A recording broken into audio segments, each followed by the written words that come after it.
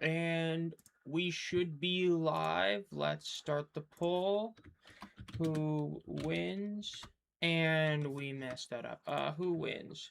Dow, St. Louis. I guess I'll put all caps even though I don't deserve it. So we'll put that up there. There's the poll out there. We should be all good to go. And it's crazy, but we are at the end of the regular season, man.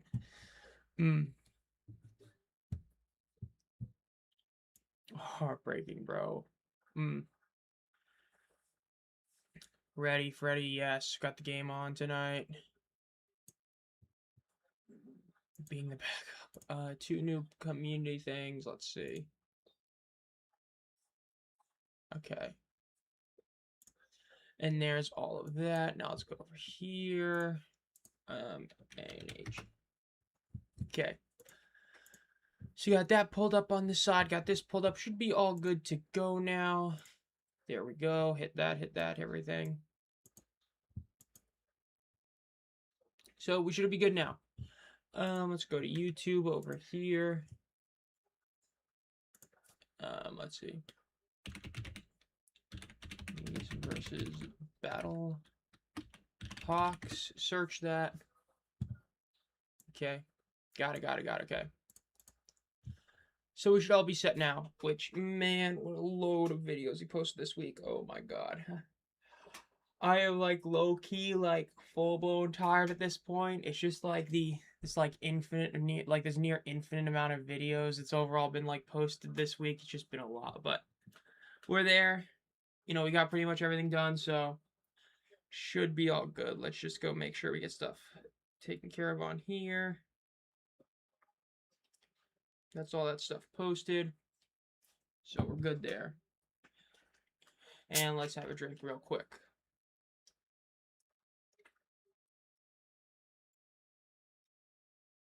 Let me refresh this.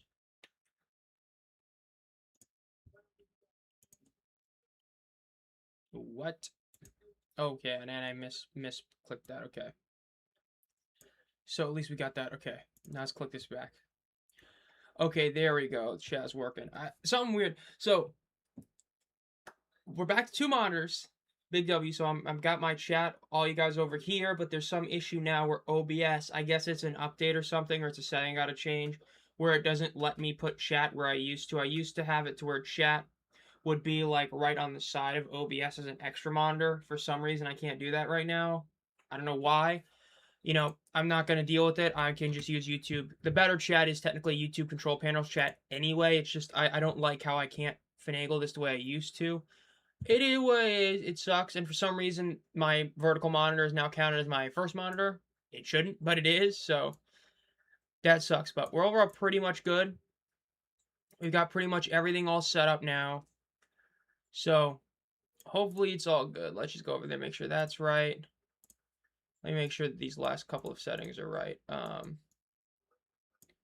Advanced display, yes, we're all good there. So we should all be good here. We should be good. But sub indie sector, Exalted. I hope you guys are all doing good today.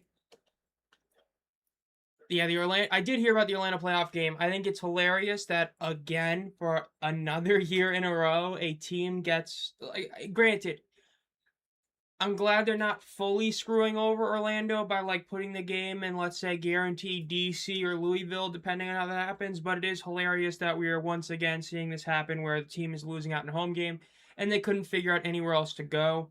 So now the Orlando Storm are going to be hosting a playoff game in Columbus, meaning that, hey, Columbus is going to get to see some winning football, boys. Let's go. If you're a Columbus fan, you get to see some winning football. It's crazy. Not going to be your team, but, you know, your home team is going to be good, so at least there's that, I guess. You know what I mean? At least it's stupid, it's hilarious, but it is what it is. So, we'll see. I was late home, I'm glad you're live. Yeah. A lot of stuff. 2nd and 6. All the videos. I mean, damn, I'm pretty sure it was like literally double upload every single week except today. But even then, today technically is a double upload because I'm naturally doing this as well as the video I posted earlier. So even today, which isn't really a double upload, still kind of is a double upload. It is crazy. I gotta post this. My game picks for week 10 of the 2026 UFL season. Almost got to post that, so I'll post those real quick. Then we'll go to Instagram, post those on there too. Profile, 47 likes. Please tell me it's not all in the same damn reel again. I'm still getting ones from that one. Okay, I got, decent views this week. Okay. Real quick, let me finish posting on Instagram, and then I will be fully done pretty much all that stuff. Game 1, I see Defending Football Shows in here. I saw Adrian's in here. I'll answer your question in a second. I'm just going to finish this real quick. Next, Control V,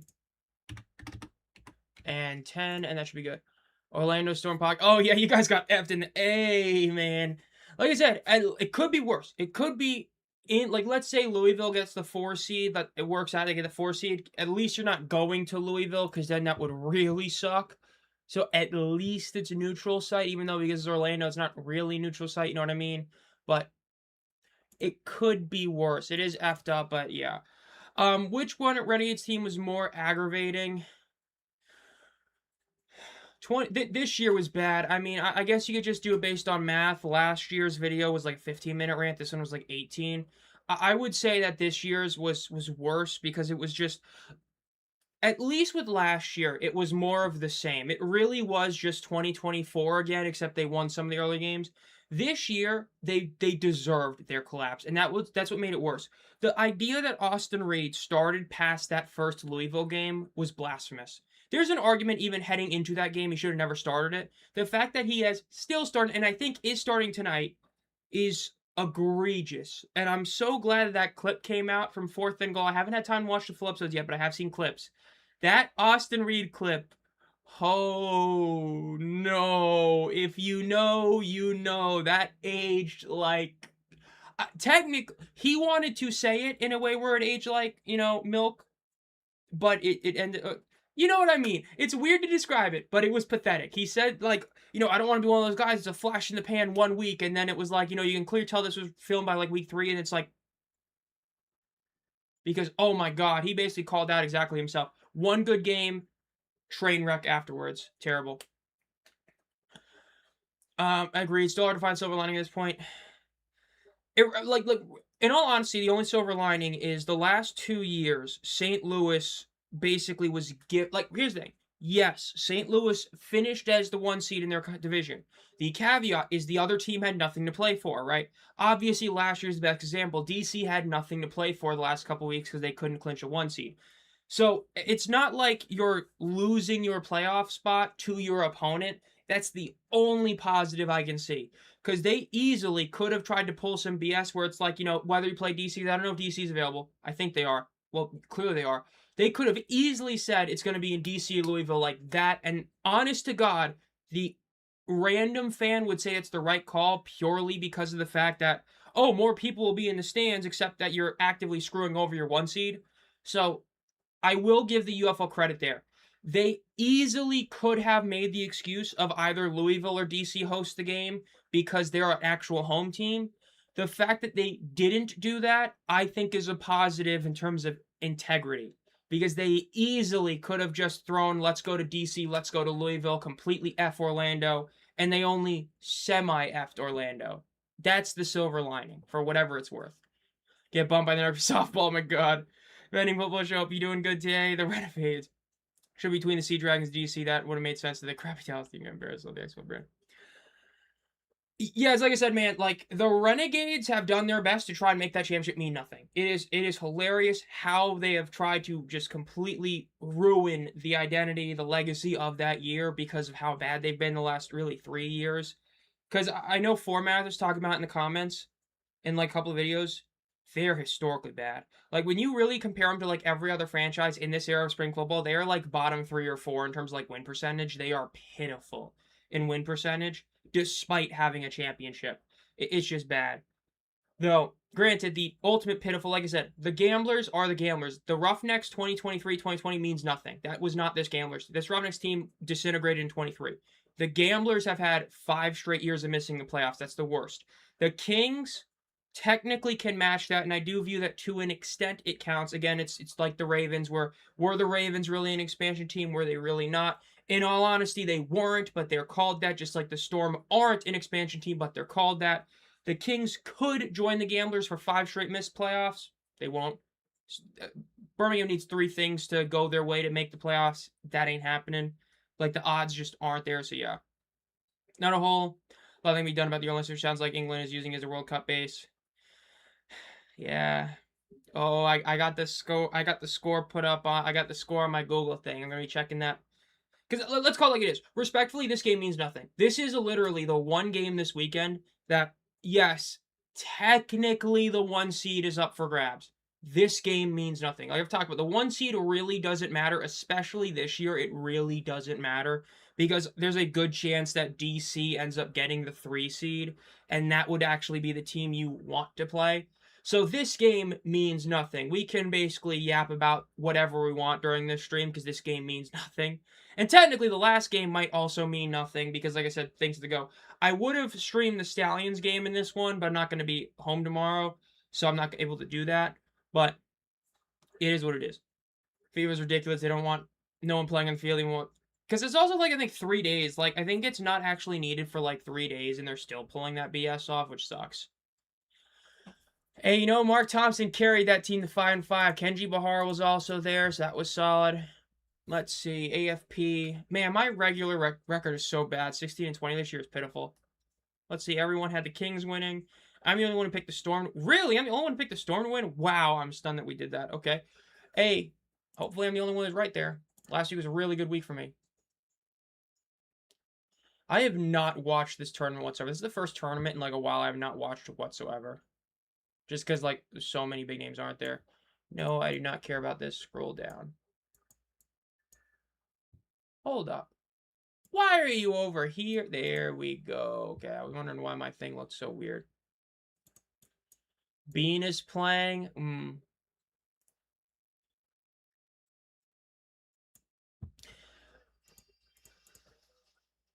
Good thing I muted this thingy. But you know what that means? Bean is next week. EJ Perry, baby. It's EJ Perry season on next week. Let's go. Could you imagine? Could you imagine? Playoff game, they say, F it, EJ Perry, let's go. Go win us this game. Oh my god.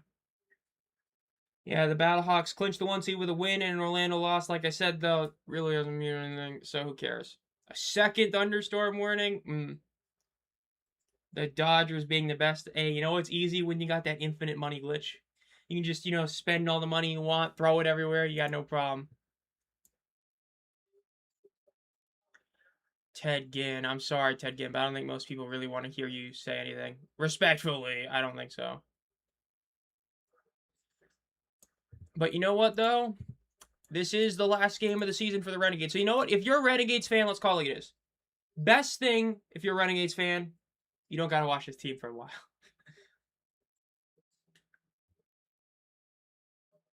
Will we see Luke Lennon? Like, actually, will we? Because we thought we would see him, but haven't yet.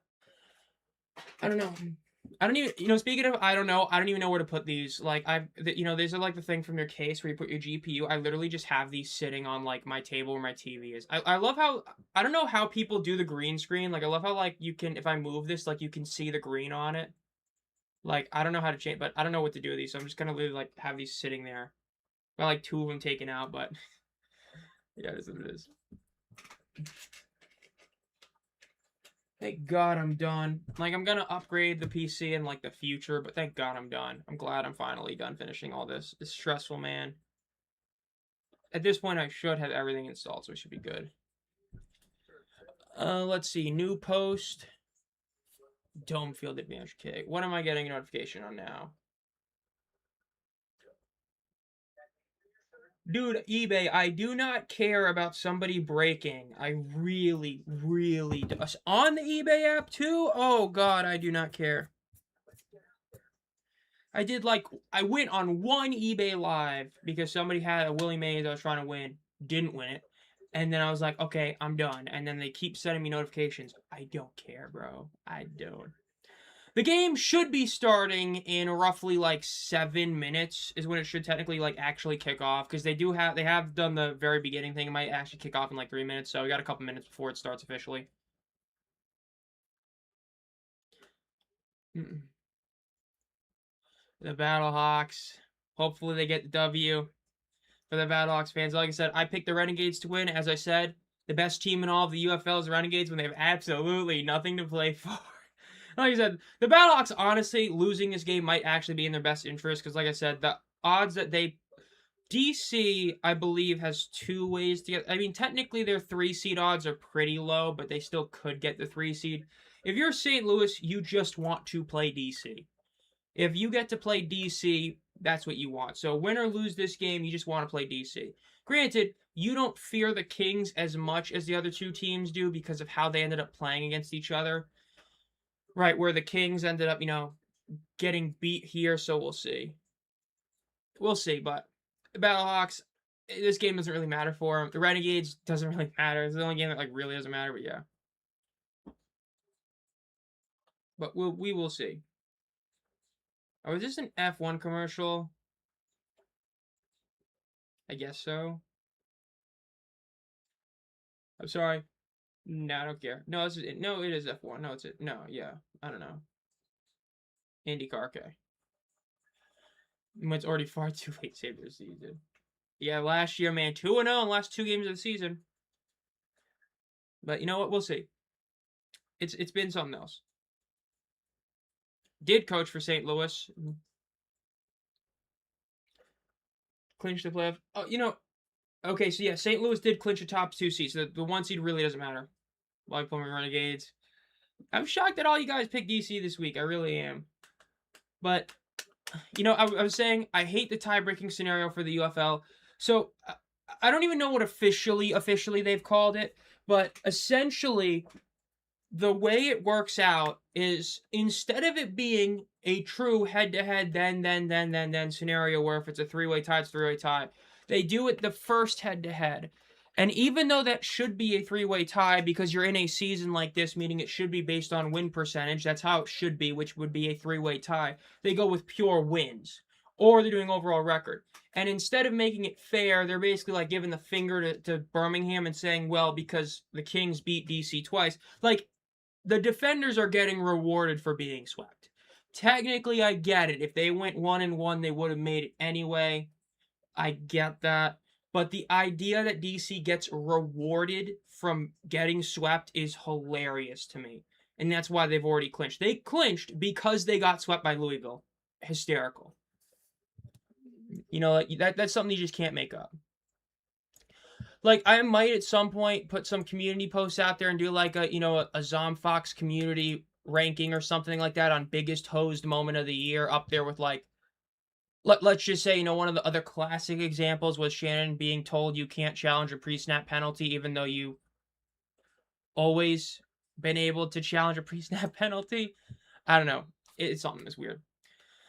So Marvin, I hope you have a good time at work tonight, and they'll move the next fight. And they should do strength to victory. If that ends up kicking the Birmingham Stands out, then hey, you got F'd in the A. Or you deserved it. But the fact it's not as crazy. Returns up to 30-yard line. Sounds so ass this year than having pass. Yeah, I do. Well, it's the coach in the OC. The OC is a joke. Tyler Siskey had no business being an offensive coordinator in this league. But AJ McCarron brought him in. So you have a coach that doesn't really know what he's doing and an offensive coordinator that doesn't really know what he's doing. You get the 2026 Birmingham Stallions, where they are probably going to miss the playoffs. Watch. Everything goes their way, and they're going to lose to Houston. They're going to lose tomorrow, and then both games afterwards go the way they needed to. Hilarious, but we'll see. I guess I'm going to Columbus. Hey, we'll see. Ball is snapped. Throws it deep to the right side of the field. It is going to be overthrown. God, bro. First play of the game, and he overthrows his receiver. He's wide open in the corner. Oh, that's great start, Austin. Great start. Wide open. Misses him. Great. I mean, hey, if you get to see the Storm versus the Stallions in Columbus, why not? Turn my little fan on. Players to watch. I thought they were about to put Austin Reed down there. Oh, God.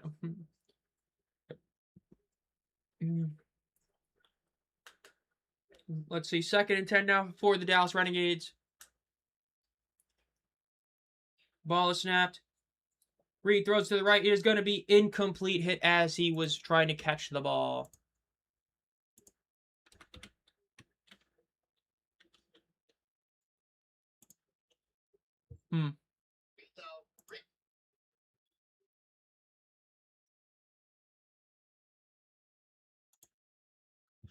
Oh my god, I need my friend to hop off this game. He like left his PC on. I just keep getting the same message every like 10 minutes that I don't care about.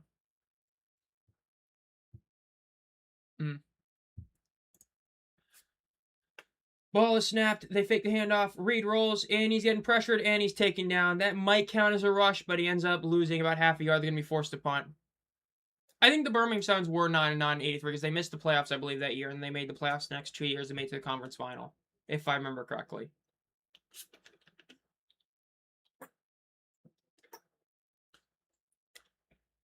So it took less than 2 minutes for Austin Reed to go 3-and-out with this Renegades team.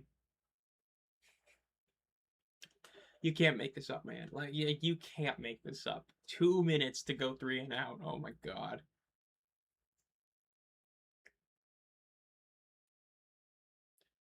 Turn to the 20.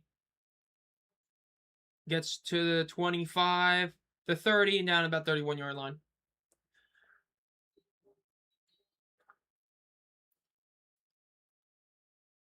I mean, right now, it's the Kings, Storm, Battlehawks in that order.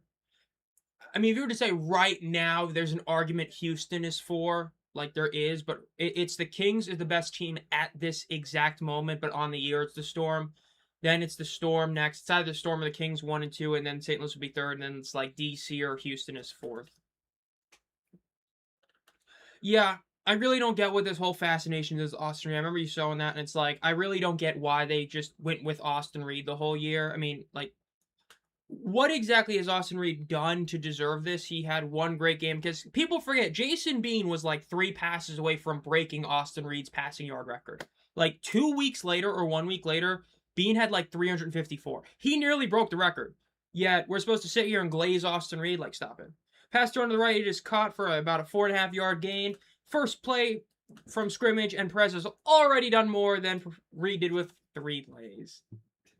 Man, it's going to be a great hate watch. This is an Austin Reed hate watch. Even though I picked the Renegades to win, this is like a win-win for me. If the Renegades win, my pick is correct. If the Battlehawks win because Reed plays bad, it's a successful Austin Reed hate watch. So, borderline win-win for your boy here. 2nd and 5. In shotgun. Ball is snapped. Fake the hand up to Howard. He gets sacked as he throws, but it's going to be caught, and it's going to be about a 10-yard gain. I will say, I put in a comment, someone was very questionable about it. I stand by what I said. I don't think Jarvian Howard is a top 4 running back in the league this year. Borderline, not even top 5. There's no disrespect to him. I think that he's somebody that's very much carried by his 2 longest rushes. It's like the big issue with St. Louis. They don't have a good ground game, and that's a big reason for it. I think all 3 guys in Columbus are better. I think that James Robinson is playing better. I think there's a good argument Yarns is better than him. I think there's even an argument that, like, him and Corbin are like the same running back to me. They're just pure volume carries. Hot take? I don't think so. He's no Jacob Sailors, but whatever. Ball is snapped. Throws it to the left side. It is going to be incomplete. And that's going to be defensive holding or defensive pass interference right there.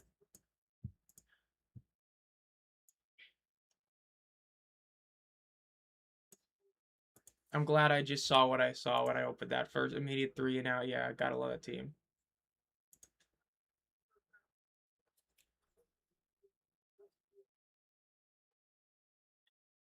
Let's hit that.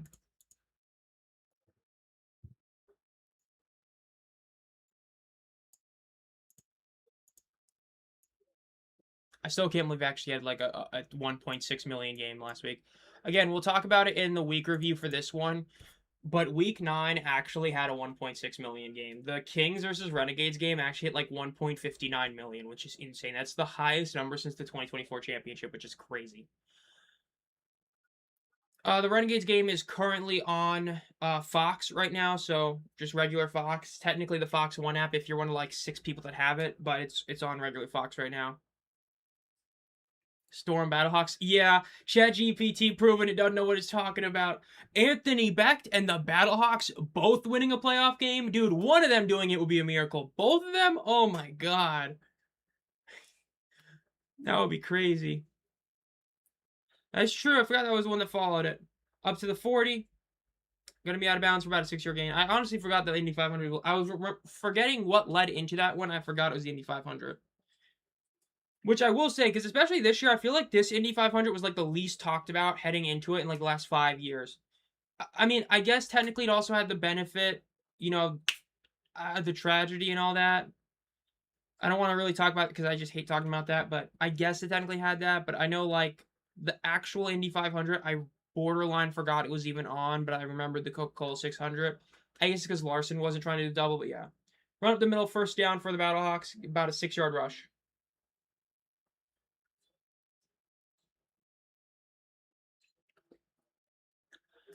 I gotta make sure I have Google on every little while to check the score of the game.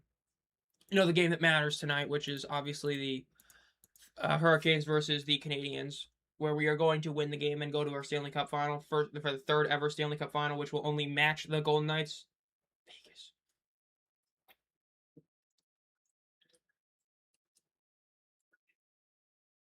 In shotgun ball snap. Deep throw to the left. And it's going to be incomplete. Is there going to be a flag? No. I hope it doesn't happen, but could you imagine if Vegas wins the Stanley Cup, how pissed Philly fans would be? And Canada as a whole, Carter Hart and Mitch Marner winning it's like the joke that it'd be like 3 9/11s for Philadelphia. Oh my god. And Toronto?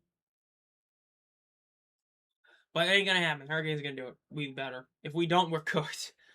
72nd and 6, man. If the Hurricanes don't get it done this year, we're cooked. Because that Canadiens team is just going to get better and better and better. They're super young. They're going to get more experience better. Oh, we're done. 2nd and 10. 5 wide. Ball is snapped. Perez is rolling. He's going to run for it. Nope. And he gets taken down. He's a bit too slow. Loses about half a yard there. Going to be 3rd and about 10 and a half. 3rd and 11.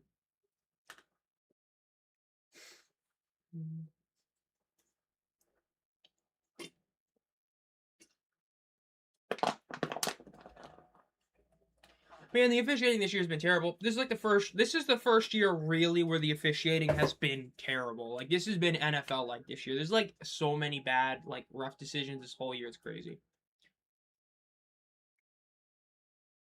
3rd and 11. Ball is snapped. Perez has got someone. No one was even blocking him. He throws the check down. It's going to be caught at the 30. Going to be out of bounds for about a 4-yard gain. So they're going to just kick the field goal here. Should be about a 48-yarder or something like that. I don't know why I put this so far away. Oh, I know why. Because my PC can't fit in the little cubby I used to have for it. I was having to get one that's twice as big as the one I used to. Like my old case was like 6 inches long, and now it's like a full foot. Yeah, it's like a little over 11 inches. It's huge, and that's how like wide it is, not how long it is. I think my other one used to be like a foot long, maybe a little bit longer, but this one's like long. Kick is up. It is good. It is 3-0. St. Louis has the lead over the Renegades. What's up, Marion? I love that I just have this on here. I just have a ruler. I have a stick of RAM.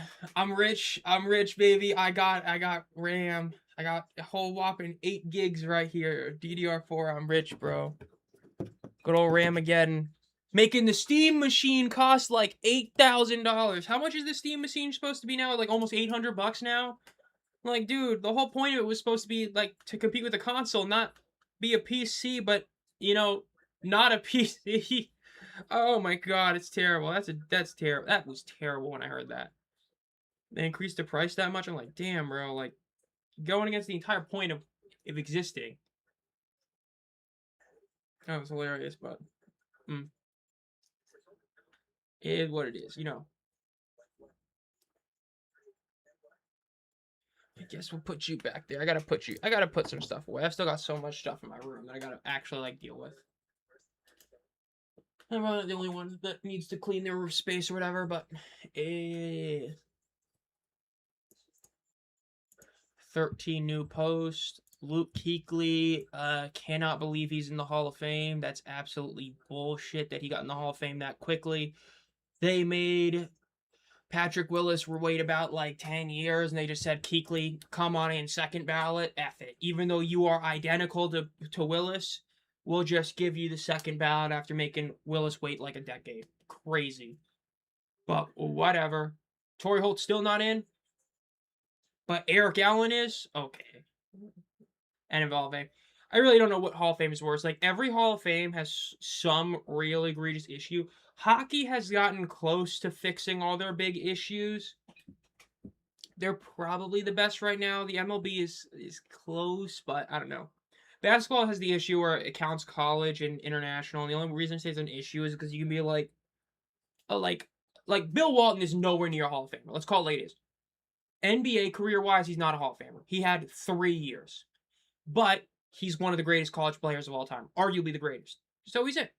Right? If you count college, first ballot, no-brainer. But as an NBA player, he's nowhere near a Hall of Famer. And he is nowhere near. Like, nowhere near. 1 chip, 1 MVP, and like 3 years as a full-time starter? Stop. Stop it. But he was the greatest college player of all time. And he was really good for that, like, 2-year stretch. So you get it. It's like Derrick Rose. Derrick Rose shouldn't be a Hall of Famer. Again, huge what if, but he had 1 MVP year and was basically a great bench player the rest of his career. Good role player. But he played in college. He'll probably get in. Yeah. Turner's up to about 22-yard line. Yeah, the NFL Hall of Fame, I really don't get it. So, some of the guys that, like, they wait on, like, it's why I was saying, like, not every guy is a guaranteed first ballot Hall of Famer. Like, when somebody like Vinatieri wasn't a first ballot Hall of Famer, when I think there was, like, some really obvious one, like DeMarcus Ware wasn't, it's like, I don't know, man. We'll see what happens. You know, in theory, Brady shouldn't be a first ballot because if they didn't put Ware in first ballot because of the PED issue, they didn't put Belichick in first ballot. Brady shouldn't be a first ballot, yet he will be a first ballot. He shouldn't be. Like, let's call it this. Tom Brady is not a first ballot Hall of Famer if you've established that any real controversy kicks you out for a year. You did it to Ware. You did it to T.O. You did it to Belichick. Did it to Kraft. You have to do it to Brady. That's how it works. They won't because it's the NFL, but they should. Just one more win. Hey, we'll see what happens in this game. We'll see. Will Dallas choke this game? And they got to have a lead to choke. I don't think they're going to have a lead. Atlanta moving their playoff game. Columbus not possibly. Yeah. Look, the one thing I said earlier that I will stand by. The UFL has a very good excuse to put that game in Louisville or DC. Because in theory, they should be able to put it in either one of those stadiums. Them not doing that to try and preserve some integrity is a bit respectful. It's still effed up. It is what it is. It sucks. Again, like, granted, I think if you're an Orlando fan, you arguably would rather have it be be in Columbus than Camping World, because if you go to Camping World, it's just death trap unless you get like an 8 o'clock game. So, like, it sucks. It's annoying that, you know, the World Cup stuff is acting like a 3 days is way too short a time to transition the stadium. Shouldn't matter. It does, apparently. But they could have easily put that game in Louisville or DC. The fact that they aren't doing that, I think, is a great sign. Pass thrown over the middle. It is incomplete. That one was a borderline drop by Tyler Vaughns. It is your second 3-and-out for the Dallas Renegades.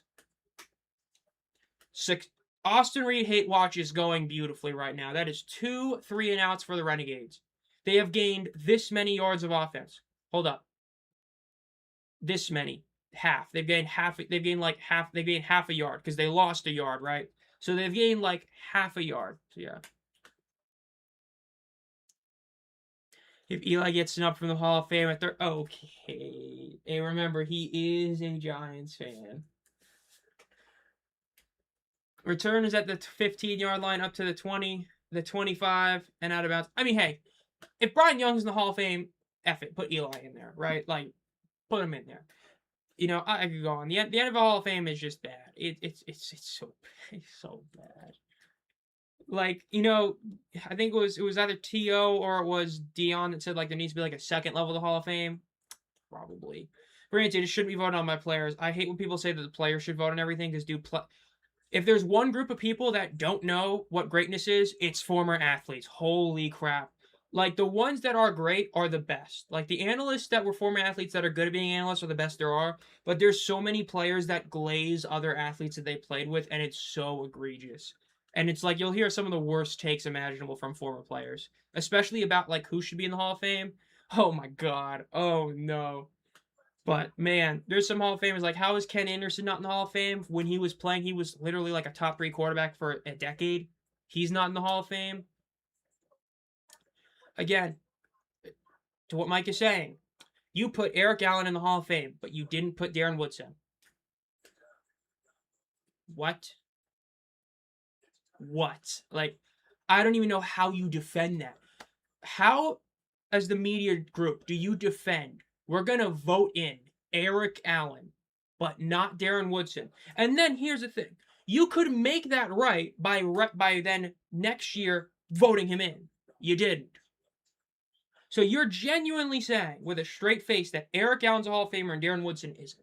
Number one, if only one of them is in the Hall of Fame, it's Woodson. Number two, I was about to say they both should be in. No, they shouldn't. But if one is going to get in, it's Woodson. And if you're going to put Allen in, the very next year better be Woodson. And it wasn't. Crazy. Like I said earlier, I have not gotten around to watching the full episodes. I've watched multiple clips. The Austin Reed clip is the greatest clip maybe in television history because of how funny it is that he said that. And the UFL aired this. Because, man, it makes him look so bad in a way. What was it? Look, here's the thing. That would matter, Carr, except that this media group, like this era of media group, including people that vote on it, have made you understand career numbers mean nothing. These people that are voting on the NFL Hall of Fame are the same guys that will try and actually tell you Shaq is a top 5 player all time because his top 3 years was incredible. His peak, bro, Mahomes is the second best QB of all time, and it's like, that's the only issue I have with that. Because, yes, in theory, he should be in because of his interceptions. But this era, including the guys voting on this, have established that career numbers mean nothing. Right? Like, there are people who actually who genuinely believe Mahomes is the second best quarterback of all time. No. There isn't even an argument. At best, he is 4th. At best. He is not better than Manning. There's not even an argument for that. He's not better than Montana. Not even an argument for that. And he's nowhere near Brady. Now, can he be on pace to be better than Brady? Yes. And is he? Technically, yes. But he hasn't. It's like I said, the NBA is the worst. The NBA media is the worst. They literally gave Embiid an MVP because Kendrick Perkins cried the race card and Embiid bitched and moaned about not being MVP. And they gave him an MVP for it when he had no business winning that award. And then, like I said, Shea is going to have a better year next year and not win MVP. Despite winning it this year, while not even really deserving to be top 2 in voting. The NBA media is the worst, but football is a damn close second. Second one for the Battlehawks, the ball is snapped. Perez hands it off, cuts to the right side. Going to be a first down, about 2 yards extra, so about a 3-yard gain for the Battlehawks. Getting a DUI after the birthday clip. Oh, man. Yeah, isn't that supposed to be the next episode? Is that? They're going to talk about it. It's going to be hilarious. Torrey Holt not in the Hall of Fame. I don't know how, man. Like, again, you put in Isaac Bruce. You could have put him in together, but you put him in, but not Torrey Holt. Who, again, career-wise, if I remember correctly, actually had a better career, which then goes back to Eric Allen getting in because of his career numbers, yet Torrey Holt doesn't get in, but Isaac Bruce does. It's like, they're purposely like, it's like the bricks and minifigs thing. If you know about the bricks and minifigs thing, it's like that, where the company is saying something, then saying another thing, but when you connect them, it's impossible for it to work. We don't accept consignments. This is our stuff. But if you don't accept consignments, that deal never happened. It's not your stuff. You stole it. And, it's like back and forth. Eric Allen, Isaac Bruce, Torrey Holt is a great example of that. The idea that Torrey Holt isn't in, but the other two are, makes no sense. It's crazy. The Severe's on some warnings by. We're only 4.5 minutes left in this quarter. Going by a pretty quick quarter, which makes sense because the Renegades have just 3 out twice. But it's going to be the Panthers as long as the stadium is built. As long as Alumni Field gets done in time, it will be the Panthers based on everything we've heard. I think that's also included with Mike Nolan. The belief is that Nolan did want to keep coaching, and the reason he is not coaching still, is because of the fact that he's essentially waiting for that job. That, like, let me say, he's not waiting. The league is essentially waiting, right? That's been the belief, is that that's essentially what it is, where that's sort of how it works out. Okay. I may have moved this where it shouldn't be. Okay, screw it. We're going to be there. And yes, it's a fumble recovered by Dallas. Dallas does get the fumble, so it is going to be Dallas's ball. So Dallas gets lucky. They get lucky because they damn sure don't deserve it, but they got lucky there. Up nasty. This isn't the first time franchise the Renegades went on a 6-game losing streak. Best team. So Brady, and then Warner. Baker Mayfield. Oh my God. All I know, man, is that the NFL media with Mahomes was something else. Even Josh Allen, to an extent, is getting some absurd glaze in 2026 still. Like, I don't know. I guess it's true. It's this like era of being on, the internet and social media where like you can be a slightly above average player. I'm not saying Josh Allen is above average. He's better than that. But you can be an above average player, and if you have the right glaze, yeah, it's crazy. It's crazy. Something else. Yeah, they're showing the play, caught over there, and then it was just a great forced fumble. Clear as day, strip fumble. Never even was close to, yeah. Hey, and Lamar. Don't forget about him. Add Lamar to that list. We got the same amount of him. Everyone in chat has the same amount of Super Bowl rings as Josh Allen, Lamar Jackson, and Joe Burrow combined. And Drake May. Or, my bad, Drake the Schedule May. Crazy. It's crazy thing, but when you think about it like that, it's pretty crazy. It's pretty crazy. I gotta do a top 10 quarterback video. That might be the next members video I do, is top 10 quarterbacks of all time. Something like that. I'll just put a name up there to piss people off. I'll just throw in, like, I don't know. I'll put Marino at, like, 3. That's about a 6-yard rush for the Renegades. Phillip Rivers. Oh, no. Old man Philly Rivers.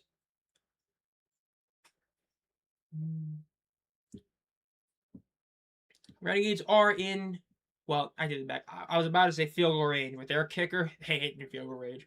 The Renegades aren't going to be really trying to kick unless they're at the 20-yard line. 2nd and 4 for the Renegades. 3 receivers at the top of your screen, 1 at the bottom of your screen. In shotgun ball snap, they hand it off. Or they fake the handoff. Reed's going to rush it. Gets the first down. Decent rush for Reed. It's about an 8-yard gain on the play for him. Austin Reed did something on the ground. Steve Young, the LA Express guy from the USFL, the guy that played in the Buccaneers. MVP winner Steve Young, Jerry Rice teammate.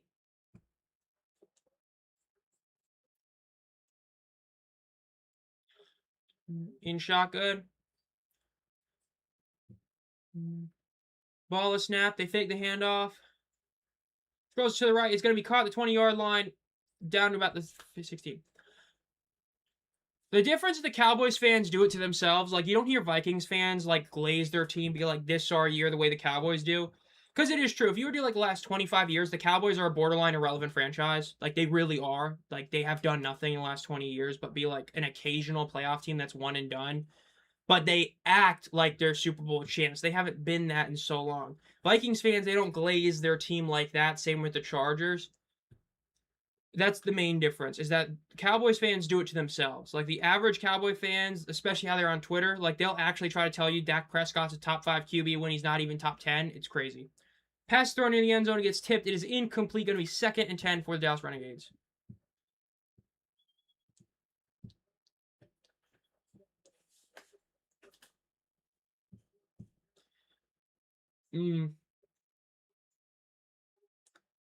Yeah, great defensive play. They showed the Regal as a great defensive play. Basically jumped on at perfect timing. Ooh, beautiful bat. Really does not get much better than that right there. CFL Coach of the Year, Corey Chamberlain. And delay of game. Are they going to really call a timeout there? They're calling a timeout. So Dallas is down to 2 timeouts now after they call a timeout there. I have said from the beginning I was not a big fan of what the Continental Football League was doing, and I have a feeling it's not going to end up lasting.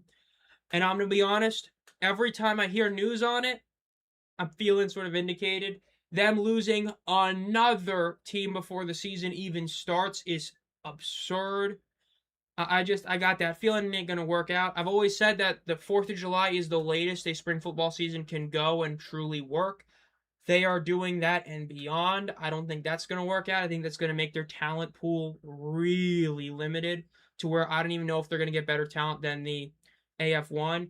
Like, to me, the Continental Football League feels like if you were to do divisions, like, let's say, European football with, like, the Premier League Championship and all that, the Continental Football League feels like Tier 5. It's like NFL, CFL, and UFL. That's 3.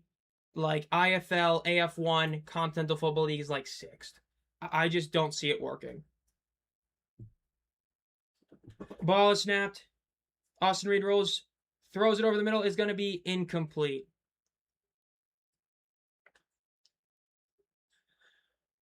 Oral unprotected QB make it past the divisional. The Texans. CJ Stroud has won a playoff game in 3 straight years. Not many quarterbacks that can say that. I mean, especially active quarterbacks. I don't think there's a single active quarterback that can say they've actually won a playoff game 3 straight years. Allen might. I don't remember if he won a playoff game all 3 years, but CJ Stroud has won a playoff game in 3 consecutive years. That's something not many quarterbacks can say. Now, granted, did he win the last one? Hell no. But he still was the quarterback when they won. Throws to the right. It's going to be caught for the touchdown. I believe that's Emmanuel Butler for the touchdown. Yes, it is Emmanuel Butler with a touchdown. 6-3 lead for your Dallas Renegades. Remember, the Dallas Renegades won a championship more recently than the Dallas Cowboys. Ooh, hurts to see here.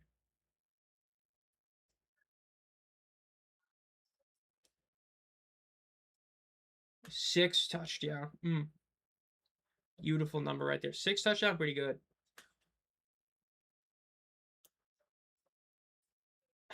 God, you mean if man? Good old if man. What a quarterback.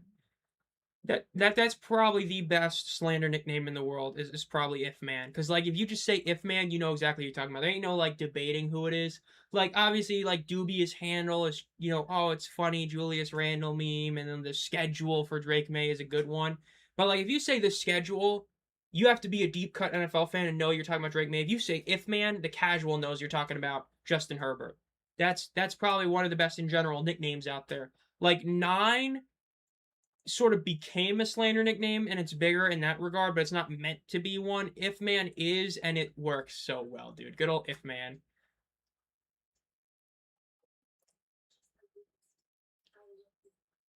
Like the EF Carolina. Ooh, I need it. Really? Who scored it? Please, please, please, please, please. Taylor Hall got the goal. We have 1-0, baby. Let's go. The Avalanche disintegrated. It's the Hurricanes year, bro. It's hurricane season. We are going to beat the Golden Knights. We better. I will get my towel from back there and I'll wave it. We're going to win this year. I got my boy, the GOAT who scored the OT goal. The NHL tried to screw him. The NHL tried to screw this guy. They said, you're Russian? Fuck you. We're going to try and give that goal to Aho, even though every replay, Aho was nowhere near the puck. And they tried for like 20 minutes to give Aho the goal, and they realized they couldn't do it. They were forced to give Svech the goal. They hate Svech. And you know what he did? He scored the OT winning goal. And you know what Aho did? Finally showed up the next game. Took him, let's see, 4, 8. That was like 8. It took him about like 11 games to show up. 12. But Aho finally realized it was the postseason and he did something. So, huge. So we'll see. Hey, love to hear that, Josh. Thank you. I'm glad you're enjoying it. It's a shame that the season is over, and like technically the regular season is over on Sunday, but the season overall is gonna be over in like 3 weeks. It's crazy. Kirk Cousins. Never forget the Minnesota Vikings. Kirk Cousins, that run that got beat by Daniel Jones and the Giants. Man, imagine saying you're the guy that lost to Daniel Jones in the playoffs. That's so bad. That's bad. People acting like Daniel Jones is going to have a Sam Darnold career resurgence. Like, no, he's not. You know what I mean? Like, that ain't happening.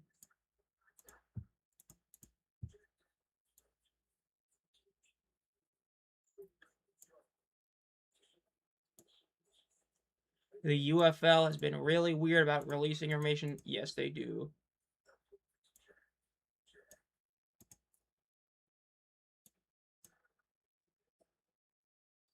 I'm gonna miss the Houston Gamblers. I mean, hey, never say never. Depends what, like, we gotta see what Rapoli says is true. What is he capping about? We'll see. Because it is very much possible that he, because I believe he said that he does want to try and keep every team. They might move, like, the most likely is the Gamblers to Austin is the most likely move of any team that would happen. But we'll have to wait and see about that because Houston is such a big media market. It's crazy. And depending on how they affect the TV ratings, we'll see. Well, I'm a Panthers fan. I haven't had anything to be excited about for years. Even this year, it's like, yeah, we made the playoffs last year. We still got Bryce Young as a quarterback, and he has really not shown improvement. Like, he really hasn't. He's the same as always been, which is good against, like, two teams and terrible against the rest. I said it a couple streams ago. Bryce Young only gets talked about when he has a good game because it's only against three teams, and two of those teams are the Packers and the Rams. So the casual hears that and thinks, oh my God, he's great. As somebody that watches the Panthers every week, no. There are probably minimum of 20 quarterbacks, not starters, quarterbacks better than him. Arguably 25. You know that like trend where it's like, I can name blank amount of players better than Bryce Young? I might be able to pull 30 that are better than Bryce Young. I really might. And that's current active guys that might not even be starters. Like, I would rather have Davis Mills than Bryce Young, and that's not a hot take to me. Pastor on the left is going to be caught at the 40. Keeps going the 50. The 40. That's Akeem Butler. The dream. Oh, and he goes down in about the 25, 30-yard line, I believe that was. Still a huge play. It's about a 50 to 60-yard reception right there. He had one guy was able to get past him, stiff-armed him down, went all the way down to about the other 30-yard line. Oh, he just whiffed the tackle. Never mind. He just whiffed the tackle on him. Hakeem did a great spin move on the jump. Wasn't able to go anything, and he went down, but still great play right there. I do remember hearing about Haynes King. I saw a lot of people talk about him when he got. I mean, we'll see. Bryce Young, man, God. Ball is snapped. They hand it off. Cuts inside. It's going to be about a 4-yard gain. Will be also interesting to see how long the starters play in this game. Like I said, the Battlehawks really don't have any reason to play their starters unless they really want the 1 seed. But considering that, DC is basically playing backups against the Storm, do you really need to? We'll see. Tua and Penix, the same quarterback on the team. Both guys, left-handed, injury-prone quarterbacks. Gotta love it. Surely one of them is healthy. That's the whole goal is surely one of them is healthy for the year. I live in Houston. I try to my friends go to a game, but they keep saying, "Are they any good?" And they said they'd rather watch Dynamos than Astros. Oof. Dynamos. Oof. That's bad.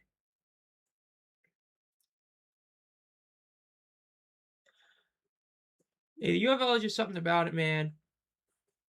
Something about the UFL. Go UFL. It's a shame that, there's some definitely question marks, Like,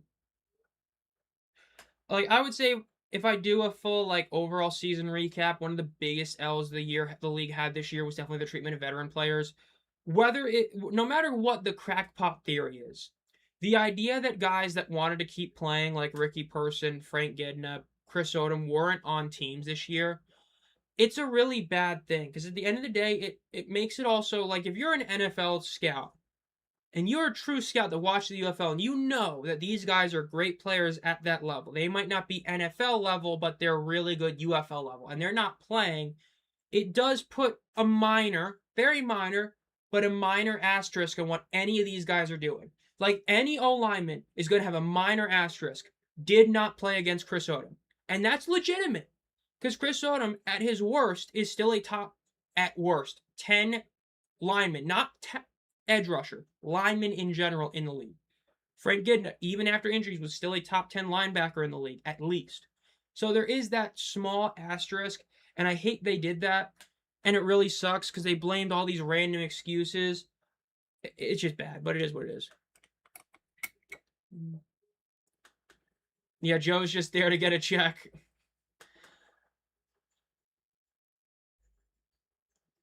Into my 304. You know when I miss the UFL the most? I miss the UFL the most when that's one of them. Like Jacoby Brissett trying to hold the Cardinals. Let me take that back. I think it is hysterical that the Cardinals have somehow situationed themselves to where they're being held hostage by Jacoby Brissett in the Big 26. At the same time, holdouts in the NFL, I will stand by this. There is one situation where I will almost always be on the side of the guy holding out for extra millions.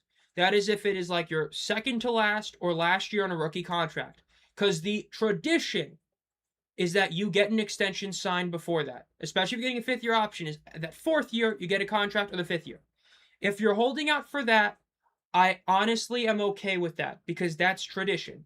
However, if you're Jacoby Brissett and you are holding out, my brother in Christ, for what? You have a contract.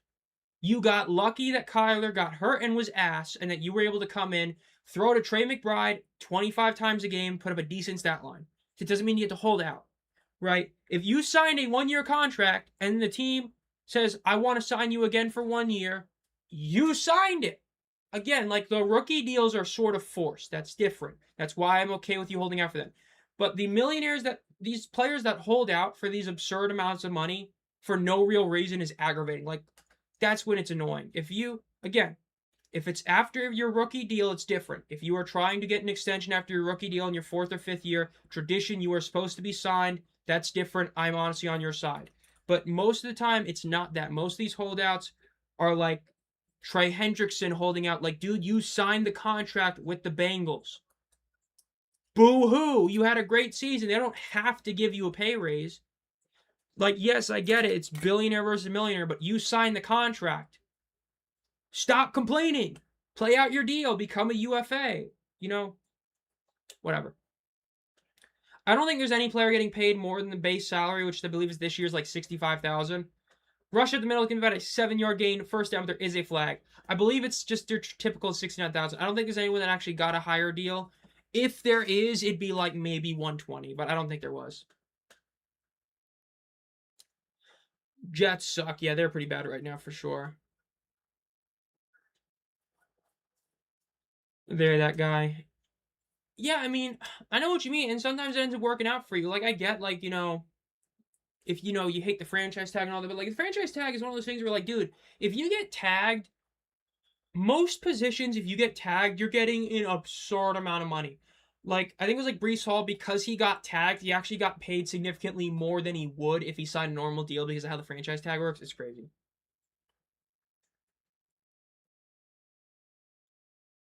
Adam, you say that like your quarterback isn't, Jackson Dart versus Geno Smith. About a 3-yard loss in the first down play.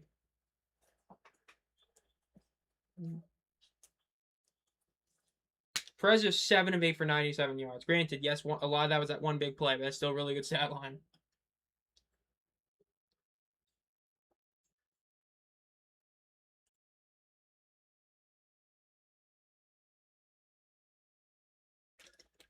Stafford just won MVP, and I would say he's one of only like maybe 3 elite quarterbacks in the league right now. I literally think I had 3. Adam, do you remember? I think I had 3 in my elite tier, right? I had him, Allen, and Lamar there, and I said that that's if you don't, put a ton of emphasis on, a certain 2 of those guys being inept in the playoffs. One of them being inept, one of them being inept in a weird way. But yeah. Yeah, I know what you mean. That whole Jackson Dart, Trump, Abdul Carter thing was hilarious. That's the kind of stuff I think is funny. Like, dude, like, it's like, oh man. Like, dude, I thought this was AI or something. It's like, bruh. Kirk Cousins' agent is the best ever. Pass. Ooh, Perez is getting pressured, rolling on the pocket. And he gets sacked. They're going to be forced to kick a field goal here. Yeah, they just lost about 3 yards there. Dude, Cousins' agent, I mean, look, we all understand the contract he signed with the Raiders really isn't what it says it is. I don't think any of us care. The fact it says what it says it has is incredible. Like, the fact that he's able to pull that off is the most BS. I don't know how you pulled that BS off, but you did. His agent is the GOAT. I mean, seriously, that's the GOAT agent right there. Kirk Cousins also plays just good enough to always get paid. It's crazy. Kick is up. Wow, Ahmed's made 2 of 2 field goals today. He's looking back like his USFL form right now. So it is. They're still down. It's 7-6 Dallas over St. Louis, despite Austin Reed not really doing a lot so far. Again, he's doing a couple good plays, but not playing insane.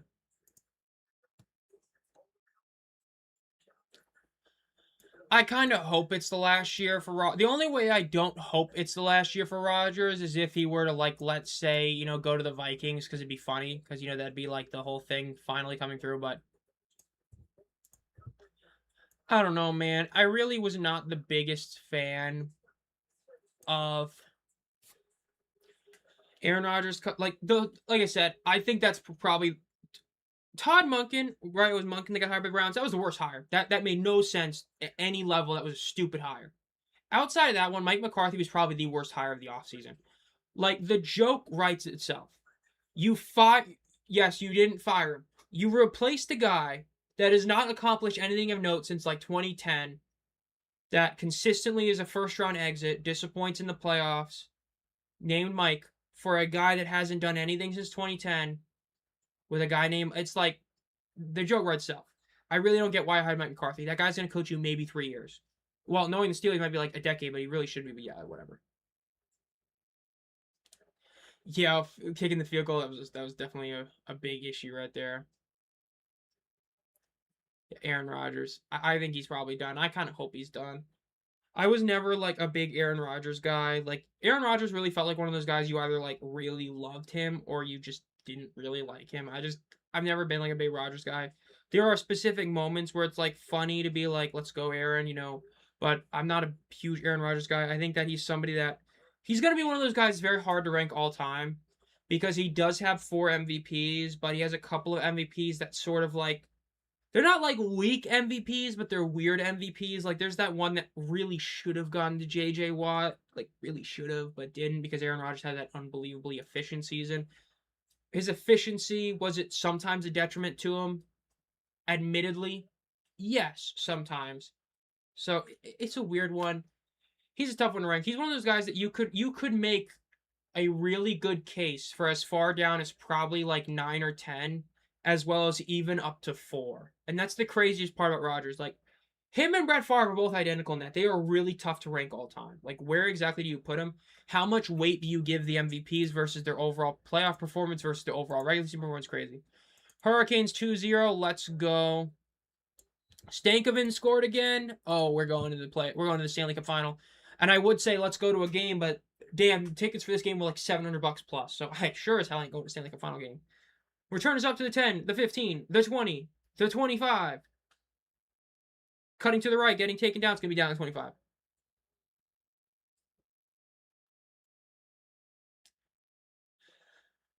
Yeah, and I mean, there's a few years they really should. Like, Aaron Rodgers is one of those guys that, like, yes, his defense is... Like, here's the thing.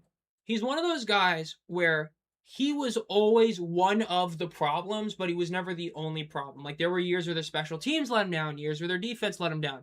But he still made mistakes at key points in a couple of those games to where he was able to avoid a lot of criticism that other quarterbacks normally would have received. And sort of Justin Herbert's becoming that because he really should shoulder the blame for 2 of those playoff losses, but doesn't the way he should. But yeah. They hand the ball off, and it's going to be about a yard loss.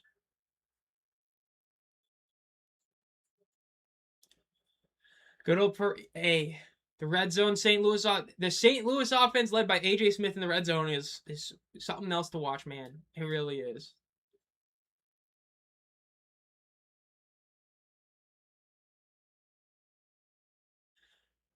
Matt Ryan and Eli Manning. I would also say Eli Manning. At the end of the day, I don't think one...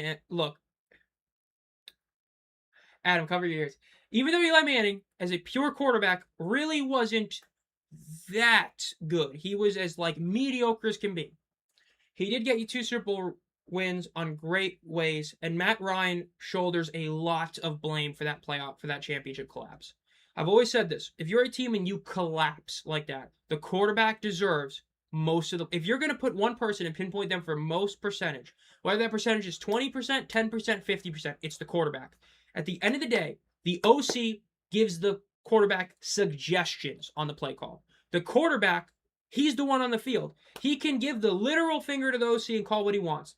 Matt Ryan deserves the most amount of blame for that team choking that game.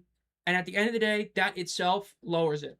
Matt Ryan, I think, is like right next to Cam Newton on an all-time ranking. They're both so similar. Eli is a step above both of them. That's what I would say. 3rd and 11 for the Renegades. Ball is snapped. Reed throws it over. It's going to be incomplete. I think we probably will see that. I think there will be some guys that will definitely play this league 35 or older, but it's only going to be guys that have been in the league for a while. I think that it's like the ego thing. There's a lot of NFL players that once they get that 2nd or 3rd contract, probably don't want to go down to the UFL and play for like 70 grand a year, and they won't even though they should. It's not like the MLS. Like the MLS is paying players money to come here, to where like if you're Messi, if you're Son, if you're Suarez, you're going to get a bag to come play here. So like, F it, let's go. Unless the UFL does it, ain't going to happen.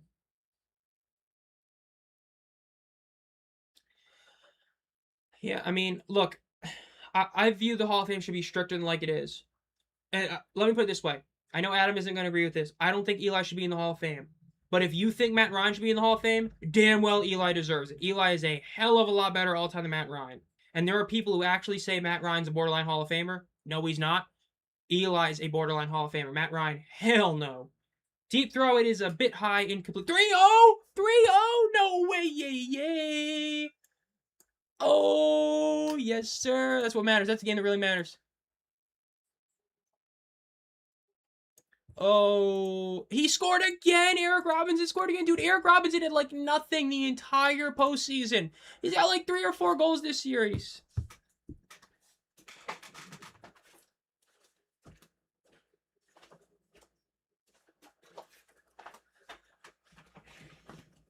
Second and 10. Ball is snapped. They hand it off. Cuts inside. It's going to be about a 2-yard gain. Let's go, baby. Wave the towel. The Hurricanes, baby. Let's go. Cranked it up. Look at that. I would get another one, but I ain't fucking rich. I can't afford to go to another game. Let's go, Hurricanes. We're going to the Stanley Cup final. For the first time, this team is not disappointing me. Technically they didn't disappoint me like that first time, but we're gonna get there. We're gonna win it all, baby. It's our year. We them boys, it's our year. 3rd and 9 for the Renegades. Ball is snapped. They fake the handoff. Reed is rolling up. He gets hit. He throws it to the right. It is caught. Great open field tackle. It's going to be down. It's going to be forcing him for a 4th down. I don't believe the UFL is cheerleaders. I think that they used to for like the Panthers used to, but the actual league doesn't. The Panthers, I believe, used to. I know they did. The Panthers used to, but that was the only one that I believe did.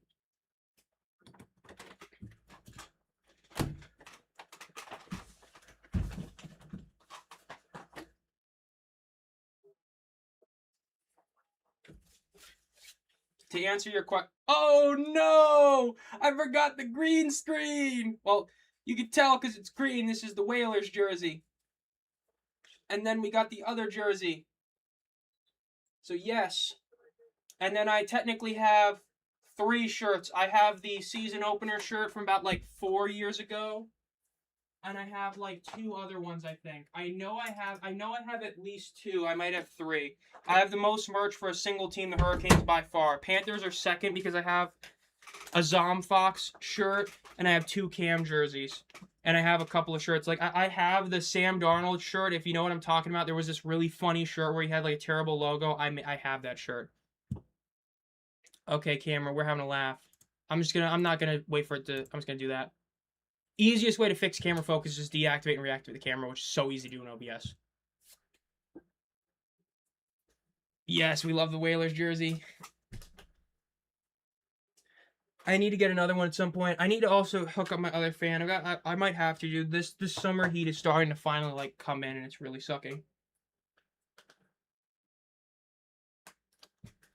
But yeah, I have by far the most merch for a single team is the Hurricanes. 2 jerseys, at least 2 shirts. It might be 3.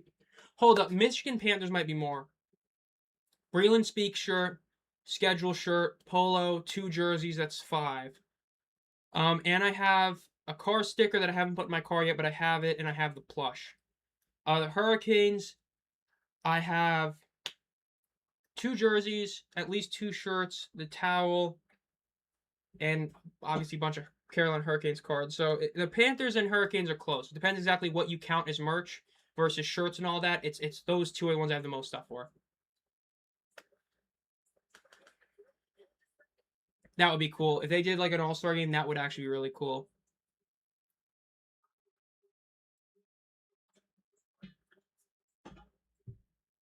Yeah, I believe I don't think Mike would remember because he was more of an XL guy, but yeah, the Michigan Panthers had them. The USFL might have had them for every team, at least the home teams. I do not remember that for sure. I just know the Panthers did because they had their own social media accounts, and it was either the first or the second year of the UFL they got rid of them, and cost cutting, and they stopped doing it, which did piss a lot of people off. But they were the only ones that had them for sure. Stallions might have, Showboats might have, for whatever that's worth. So with a bang, we're going to the Stanley Cup final. We're going to face the Golden Knights.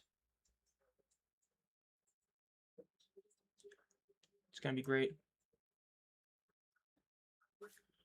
We're going to win it all, baby. We're going to win it all. We better, because if we don't, we ain't winning it next year. We ain't winning next year. Oh, that thing sucks. I understand our team's like... The thing is, I'm looking in the future. The Sharks, as long as they don't screw up the second overall pick, that team's going to be really good in a few years. The Canadians, they're just going to get better. In theory, the Panthers might step back up. Lightning might, but there's a couple other teams that are still in the come up. This feels like this is our year. If we don't get the cup this year, it feels like a year. I understand we've made the playoffs. We have won a playoff series for, I think it's 8 straight years now, which is unfathomable level of dominance in terms of pure numbers. Winning a playoff game or series like that 8 straight years is absurd. We've only made it to one cup final in this stretch, and that's this year as long as we don't blow this lead and someone blow the series. So we got to get a cup, though.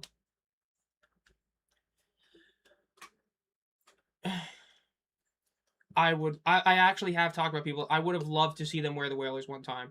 I really would. That'd be so sick if they wore the Whalers. If they win the cup, I'm buying another jersey, which it's going to suck. I've spent a lot of money on the PC. You know what? It's like my friend says, right? My friend calls it the YouTube stimmy check. Oh, deep throw by Perez. Another one caught at the 30-yard line down to about the 25. Oh, great play by Trey McBride. Or not Trey. It's fucking Trey McBride. That tight end merchant. McBride with a huge touchdown. But if they win the cup, damn well I'm getting the black jersey or the red jersey with the Stanley Cup patch, another Svetch jersey, my third Svetch jersey, which will break my tie. I am currently on a 2-way tie of Ritter and Newton with 2 jerseys each, and Svetch, so 3. This will break that. If they win the cup, I'm shelling it. It's going to be like $180. I'm going to want to shoot myself while doing it, but I'm going to do it, and I'm going to get a third Svetch jersey with the patch, and I'm going to be happy. Hey, you know what, though? That Islanders team, it feels like it's a decade ago, but they made it to, back-to-back conference finals, 7 years ago when nobody thought they could with, Honors Lee and that team. That was a special team. It's a shame you guys weren't able to get it all done, but that was a couple really good years for that team.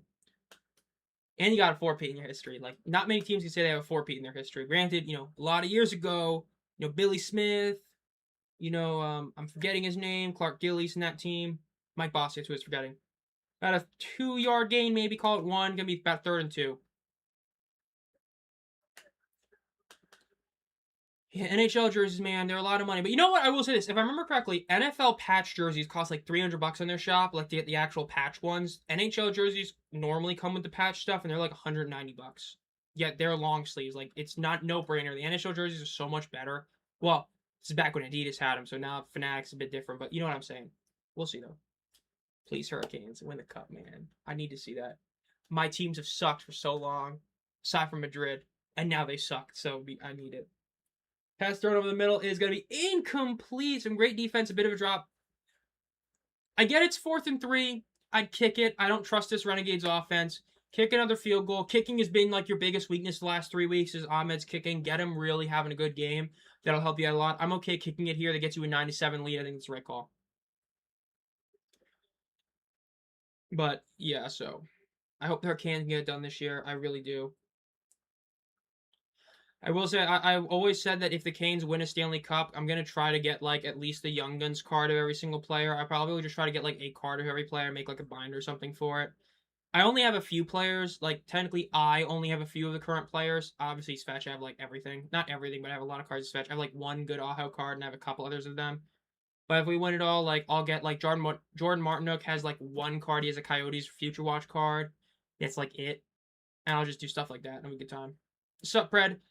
Game is, you know, like, it's like I said heading in the stream. The game is sort of secondary to everything else because this game essentially means nothing. But it's okay. The Battlehawks are kicking their 3rd field goal of the game. So, yeah. And then the Dallas had one good touchdown. That's about it. Kick is up, and it is no good. That shouldn't, yeah, no good. That's what I mean, man. They got to keep kicking because now Ahmed missed one. That's not good. Ooh. Poverty League. Oh, my gosh. Mike hating on the CLFL. Good old Italy. 3rd straight time missing the World Cup is diabolical. Because I believe they won a Nations League or a Euro in the last 10 years. Or at least got to the final. It's crazy that they've been that bad in terms of that. It is hilarious. You know what? I'm going to look it up. Let's go NHL shop. How much is a Hurricanes jersey right now? Please don't be over 200. Please, like, even... Oh, man, I might have to get that shirt. I'm not gonna get that shirt. I'm not gonna get... $250 for a... Oh, no. Oh, it's $250 for a jersey with the Stanley Cup playoff. Oh, that's terrible. Wait, maybe not? What's the difference? What's the difference in the breakaway and the premium? Did they up the price? Dude, the premium used to be $180. Okay. Well, I got to get one of them, so when we make it, I got to drop either $185 or $250, which, like I said, I'm going to hate it, but I'm going to have to do it. Then the regular shirts, how much are those? Probably $45. That's a cool, the roster t-shirt. That might be one I'd have to get. Dude, could you imagine getting that shirt and getting, like, a huge display case with a card of every single player on that roster that's on that shirt? That would be sick. I might have to do that. I don't think I can, especially not right now, but that would be really, really cool to do that. 14 new posts, Stephen McBride, blah, blah. Sup, Steven? Right now, talking about the Hurricanes, about how I'm not looking forward to having to drop another couple $100 just because I'm going to have to get a Fetch jersey. We make the Stanley Cup final, I'm getting a Stanley Cup final Fetch jersey. Which I'm not looking forward to it, but I'm going to have to. So, like, I have to, come on. So, it's going to suck, man. That's going to suck. But it is what it is. You know, YouTube stimmy check doesn't come until the 21st. You know what I mean? 6 people in stands. Yeah, I gotta. Because I know they probably will do, like, one if they win the cup, they'll do another one. Because I think I said that I would buy a Stamkos Stanley Cup jersey if they won the 3-peat. And they didn't, so I didn't buy it. But I think there's one, but I just got to get one. So I'm going to have to do that. No, the crowd is decent. They're talking about, I think there's a continental game going on right now they're talking about. Good old Fanatics, bro. Fanatics is one of the worst companies out there. Like, I believe the premium jersey is the fully stitched one. That used to be like $180, and the regular used to be like $120, $130, but yeah. They're finally coming on sale. That's sick. Only about the whole season too late, but at least they're up, you know, better late than never. You know, it's like Steve said, better late than never. Granted, the difference of being late to the stream by about an hour versus being late to having jerseys by about 10 weeks. So, my bad. 14 weeks, really, but yeah.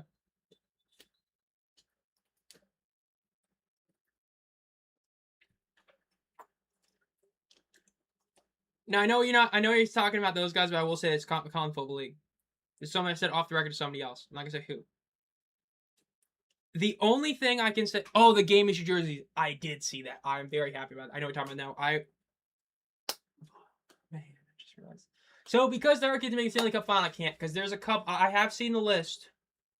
There's a cup... Yes, it's the preseason for the College Football League. There's a couple that I really would want. There's a couple really big Panthers players. But, like... The fact that this is right when I did the PC stuff is, like, really rough timing. I do not have money to spend at all. Because, like, in reality, I would buy a Panthers game issue jersey because some of those might be game worn, and I'd buy a Svetch jersey for the Stanley Cup final. I might be able to pull one of those off, which it is what it is, but we will see. There's going to be a pre-snap penalty here. Good old Dallas.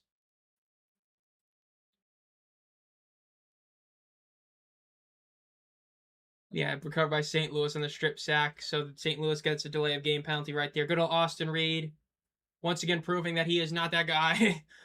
And so St. Louis, again, remember, they went for the field goal, missed it, they were in close range, so they're already at the 35-yard line, even after this penalty. So they already are in field goal range.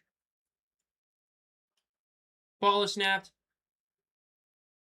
Throws it to the... Oh, intercepted! That was a horrid pick. Got up to the 40, down to the 40-yard line. Back-to-back plays. We're looking at some Panthers versus Stallions 2024 action. Horrible pick by Luis Perez. That was terrible. I got to see a replay, see if that was tipped. If that wasn't tipped, that's one of the worst throws on the year. Like, by any quarterback. If that wasn't tipped. If it was tipped, still a bad throw because it got tipped, but it's not that bad. No, it looks like he just threw that. I got to see another replay. I got to see if it got hit while he was running up. I don't think... It didn't get hit when he threw it. When he actually threw it, nobody even touched it. That was a bad throw. So Dallas gets the ball back. It's like the fumble never happened.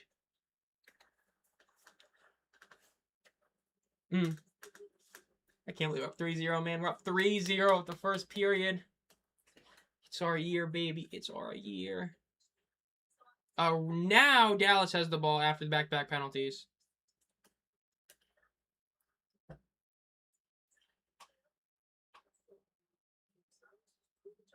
Good old Hurricanes, man. We're not winning a championship. Yeah. It ain't looking good right now. It could be worse, but it ain't looking good right now. Shots on goal. The Habs have 4 shots on goal. Classic. Svetch. Oh, he doesn't. Okay, so let's see. Hall, Stankoven and Hall have 2 of the assists. Eric Robinson is hilarious that he scored. William Carrier.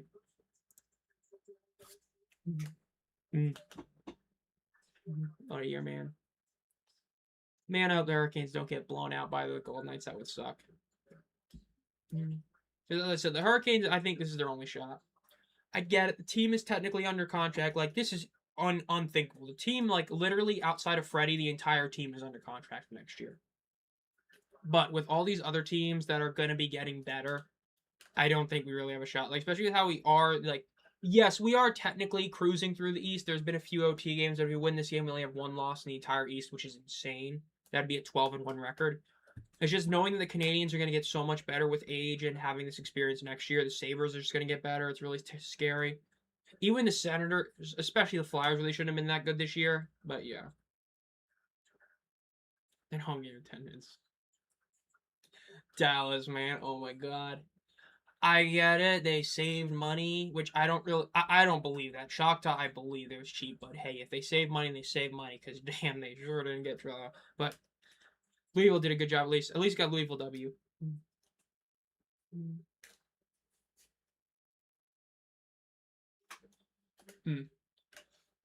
Okay, I need something to update. I don't want to keep seeing this Cam Scatterboo clip in my timeline.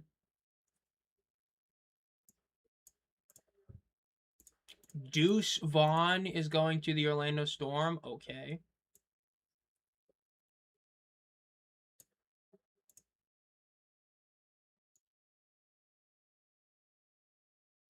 Sure, why not? You know what I mean? Sure, why not? Oop, and I accidentally undid that. There we go.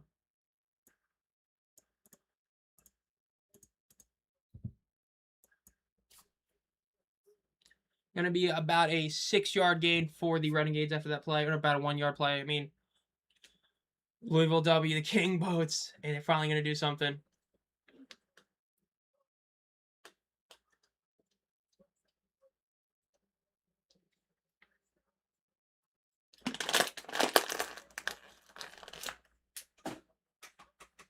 I stand by it. There are 2 teams now that have official alternate unis. It would have been sick to see the Gamblers come out last week to the OG Gamblers uniforms. That would have been so cool. I hate they didn't do that. Reed tries to rush. He's going to lose about 2 yards on the play. Are we serious? Okay.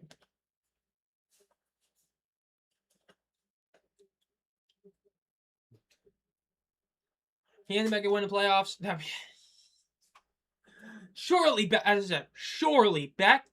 They both have home field advantage. If Beck and the Battlehawks both failed to win a playoff game, cinema. Purely for the storylines of showing that even apart from each other, neither of them can win a playoff game. Oh my god. Kevin Sumlin, man. Ooh. Ball is snapped. Reed is pressure, throws up over the middle, is caught at the 50-yard line, gonna be a first down for the Renegades, and then some gets to the 40, gets down about the 38-yard line. Watching the game, nice to see you come here, Weeks. This game is something else. I mean, granted, my main focus, even though I don't have the game on because of where it is, obviously the Hurricanes, baby, we're going to the Stanley Cup final. We better be. We better not choke this lead. We better not pull a, Maple Leafs versus the Bruins and give away 3 goals in 10 minutes. But if you know, you know. But we'll see. Or Dallas Cowboys. Under center. Ball is snapped. They hand it off. I will say that interception by Perez was horrible. That was such a bad interception. That was a bad one. Second down for the Renegades. I love how they keep showing Mazzoni's resume, but they never bring up the fact that he's been an OC in the UFL/USFL for 3 straight years, which I think is just hilarious. I think it is technically 3 straight years, which is hilarious to me. Or it's 1-0-1. I don't remember 2024.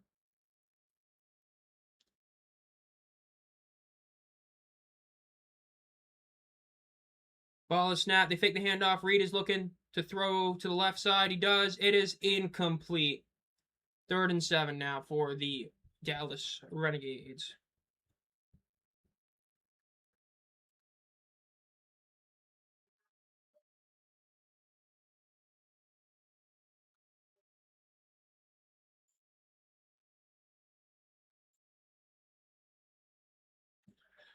Come on, Hawks. I was so disappointed they missed the wide open receiver second down 5. The red zone offense of this team has been bad all year. Whether it's the quarterback play, whether it's running back play, whether it's just AJ Smith in general, the offense has been so bad for the Battlehawks in the red zone. It's not the absolute worst thing in the world because we've seen a couple of really bad games from the Gamblers, but still. Deep pass to the right is going to be caught at about the 8-yard line, goes out of bounds by Greg Ward Jr. So that's going to be really good. It's going to be first and goal at about the 8-yard line for the Renegades. They can get a decent lead here. There is a flag. Let's see what this flag is.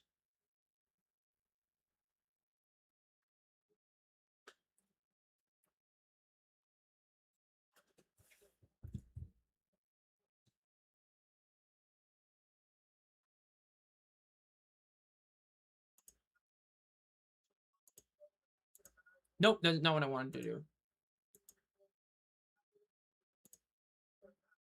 That was almost bad, but I just hit. Let me scroll up real quick.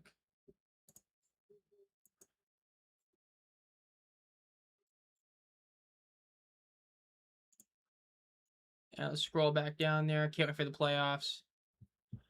Hey, it's next week, baby. The playoffs start next week. Got 2 games. Storm getting F'd in the A. Again, like I said, could be worse, but they're having to play Columbus.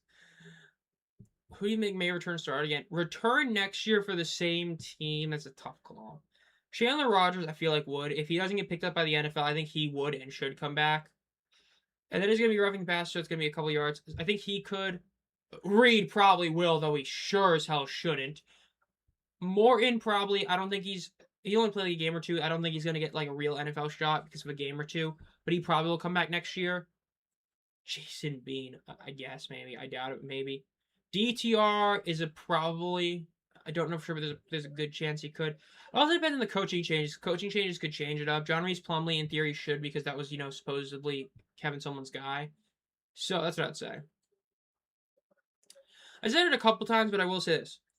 The UFL could have easily put that game and just say it would be in DC or in Louisville instead because they would get a better crowd than they would in Columbus and just call it a day. The fact they decided to do the closest to fair thing and put it at a true neutral site, I think, is somewhat commendable.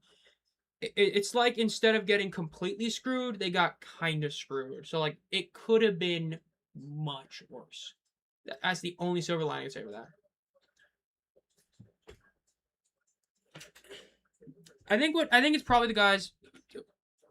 I think the guys that started a couple of games are the most likely to return next year and be starters. Like, we already know what Austin Reed is. I don't think he really should come back next year. We've seen a full game or a full year of what he can do and what he can't do. I don't think there's a reason to really bring him back as a full-time starter.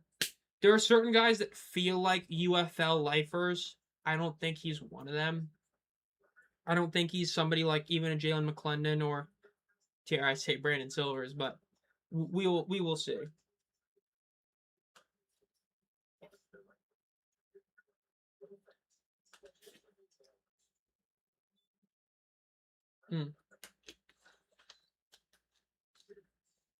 Josh Johnson. You know what? I could see that. He won't, but he could. That would be cool. I mean, hey, he's played in the original US. I believe that would if he were to do that, I believe that would make him the first player to play in both UFLs, like both modern ones. It was like 2009 2012 UFL, and then this one. I believe that would make him the first to do that, which that would be a really cool thing to talk about. But like I said, it probably won't happen, but it would be really cool if it did happen.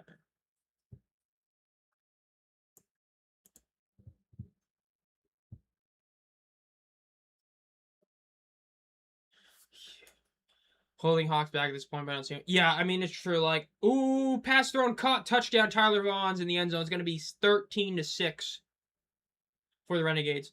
Yeah, I mean, it's like I think I also said that like a week or two ago. Like, Perez is not playing good, but damn, bro, your options are Harrison Frost and Brandon Silvers with AJ Smith ending good. I think that it's a lot like El Gurzma with the Stallions. Losing Michael Pratt was a big deal. I think he was supposed to be the 1B to the 1A of Silvers. Then when he, wasn't there at the beginning of training camp and he pulled the Brett Favre, I'm not going, then he came back sort of deal. And then got hurt. That really hurt them. It's like El Gurzma. The Stallions, I really do believe their plan was if anything happens to Corral, whether it's bad player that, snap of the fingers, El Gurzma go. And when they didn't and lost him, they were screwed. I think it's very similar to what happened in St. Louis. It was very, very, very clear that Harrison Frost was QB3, and he was a distant QB3.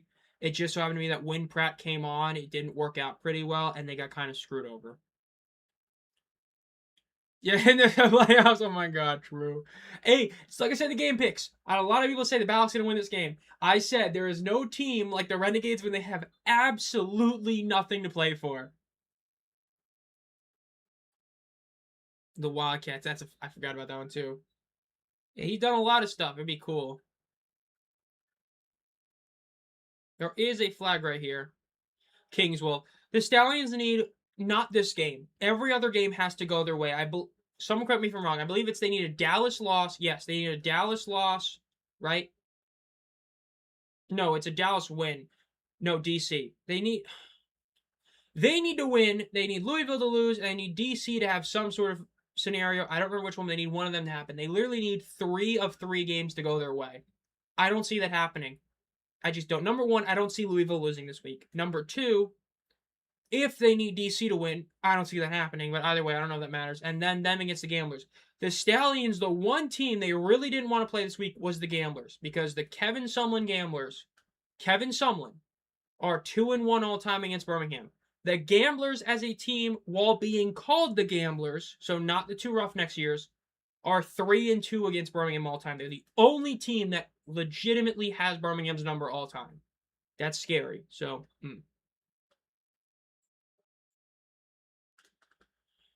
They probably will do some sort of draft. I don't know. It's weird because they keep doing new drafts every year because of how they keep changing things. Like, this is another year there was like an expansion draft, so we'll see.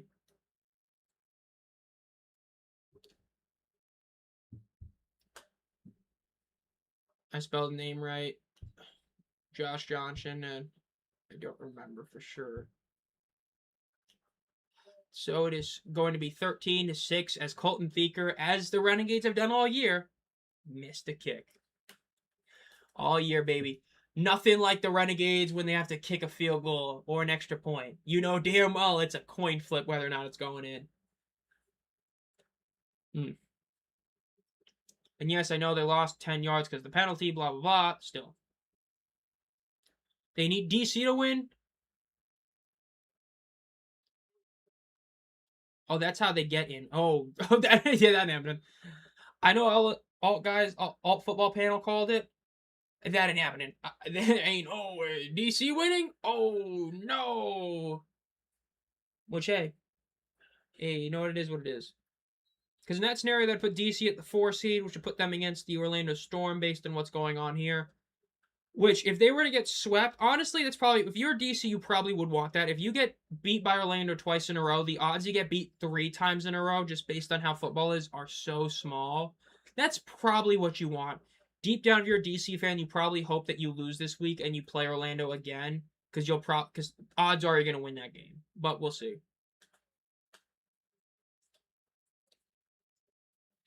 You know, speaking of that, you'd think they get a kicker. I'm pretty sure Colton Thieker has been one of their only 2 kickers, or he's been the only kicker all year. I mean, someone can correct me if I'm wrong, but I believe he's been their only kicker all year. They may have had one other kicker. I don't understand that. But, again, I don't understand a lot of what Rick Neuheisel's doing anymore. He just kind of saying, F it, go deep every single time.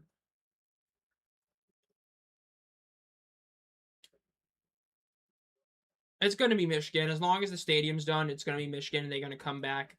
That's why Mike Nolan's not coaching. The bottom line is Mike Nolan would coach circles around pretty much his entire league, and he's not because they pretty clearly want him to come back for the Panthers, it seems like. Going to be caught for about a first down by about 3 yards. Going to be a nice solid, 13, 15-yard gain for them right there for the St. Louis Battlehawks. Like I said, this game, only real effect is for the seeding. If they win this game, they are alive in the 1 seed race. If they lose, they clinch the 2 seed officially. But if they win and Orlando loses, then they clinch the 1 seed. As for Dallas, they're cooked no matter what, just no matter where they finish. And do they get a 7-game losing streak, which would be hilarious. Ball is snapped. Perez throws it deep over to the middle. Incomplete. I don't think there's going to be a penalty there. No. Ooh, there is? I got to see the replay of that. They were kind of on it, but yeah. Do you watch CFL? I haven't watched CFL. I've watched 1 game last couple of years, especially with the rule change that I heard they did. I wasn't a fan of that. If I'm going to watch the CFL, it's because it's different and they try to make it more similar. If one of the UFL or CFL is going to be more like the NFL, it should be the UFL, not the CFL. So, wasn't a fan of that. No, I got to make kick extra points longer. That's what I've said, man. They got to make them a 45-yard kick, make it a legit choice, because then you reward teams with a good kicker. You punish ones that don't have good kickers. Well, you don't punish them, you make them go for 2. Because early on in the year, we did see that. The Defenders and the Storm, and even the Battlehawks, I believe, all did go for 2 a decent amount, and then they stopped doing it. You got to make it to where the odds are 50% for a 1, or 70% for a 1 versus 50% for a 2, to where there's an argument to go for 2, which... Doing the regular 33-yard extra point ain't going to do that. You got to push that back to at least 40, but I think 45 is where it should be. Hey, that's what I want to hear. I want to hear that Montreal is terrible on offense because I want the Hurricanes to win, baby.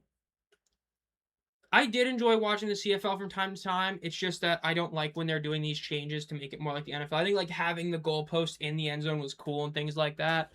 Doing the 3 downs, but... Throws it to the right. It's going to be caught at about the 41-yard line. Going to be 3rd down. We only got about 2 or 3 plays left at the end of the half. We're already at the end of the half, going by a bit quick. And they finally use a timeout. They have all 3 timeouts. I don't know why they didn't call that timeout earlier, but whatever. I hope you enjoy it. I just... The Continental Football League, I just can't. It's the same reason the AF won. The AFL, I should say, because it was the AFL before the AF won. I couldn't get into the AFL because I just knew it ain't gonna last. And if I really have that feeling, I don't want to get attached to it for it to disintegrate.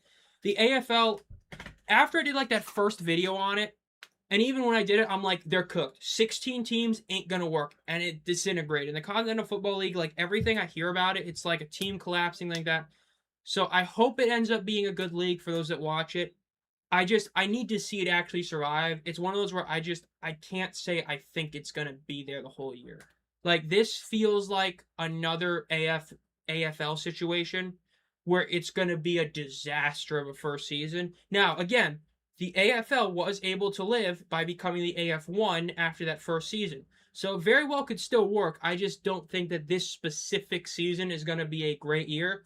Though it might be the same way. That AFL season is historic. It's iconic. For all the wrong reasons, but it's iconic. Ball is snapped. Perez rolls on the pocket, throws to the left side. Is caught by a wide open guy at the 40-yard line. Gets to the 35. Stiff Farms N is going to be out of bounds. At least they should call him out of bounds. Frank Darby. That's just how I feel about the Continental Football League. I hope you guys enjoy it. I just have that feeling in my gut that it's like the AFL.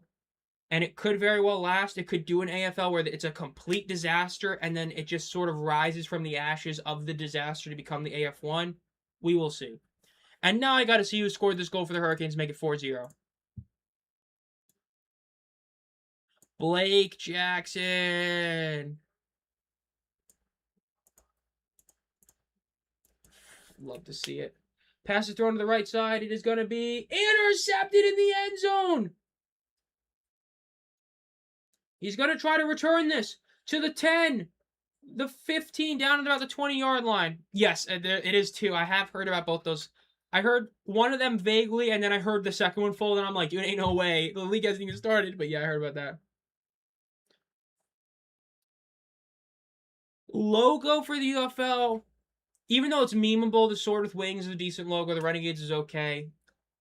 I like the Gamblers one, even though they redid it. I do like it, so I would say that's one I also do like to an extent. Yeah, as I say.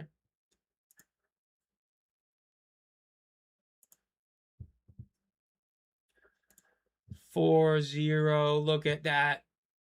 3 points for Stankoven and Hall. Man, we're going to the Cup final. We are going to the Cup final. Yes, yes, yes. We're the best in the world, bro. We're the best team in the league. There's nothing on. It's like I said, Dallas was going to play great when they had nothing to play for. As soon as they were eliminated, let's go! And I knew it. I knew it was going to be terrible. Oh my god.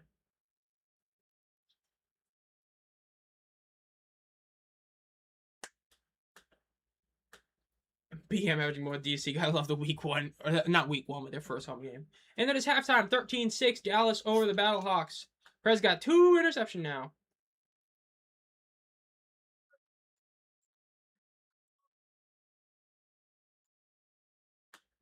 Fort Worth folded. Is that another team? Is that a third team?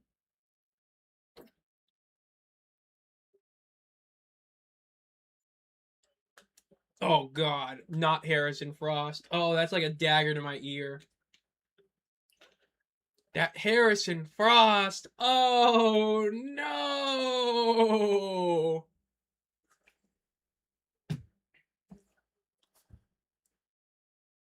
The Hurricanes, man. I don't want to spend all this money on a jersey, but I need to for my boy Andrei Svechnikov, the guy that got the OT goal.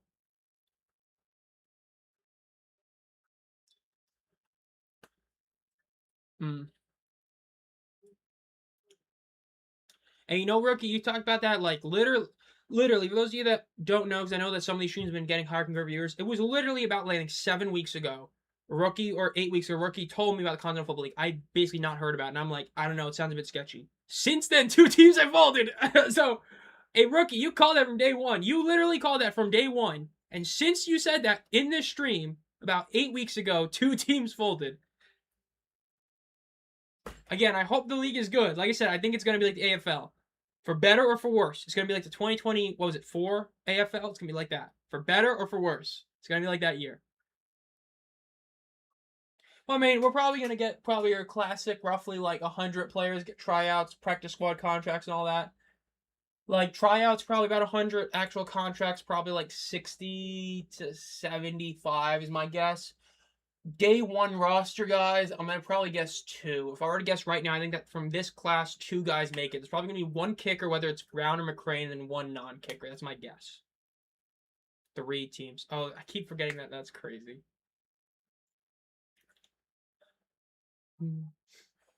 That may hurt me as well. I don't know, man. With New Heisel, I just doing that, ranking the head coaches after the season, that legitimately, like, not even joking, that might be the single toughest video I'll ever make. I'm being completely honest. I really don't know how to rank these coaches. And in this specific instance, I am saying that with the utmost disrespect. The head coaching in this season, like, I know this is, it's going to sound bad, rant, blah, blah, blah, but it's true.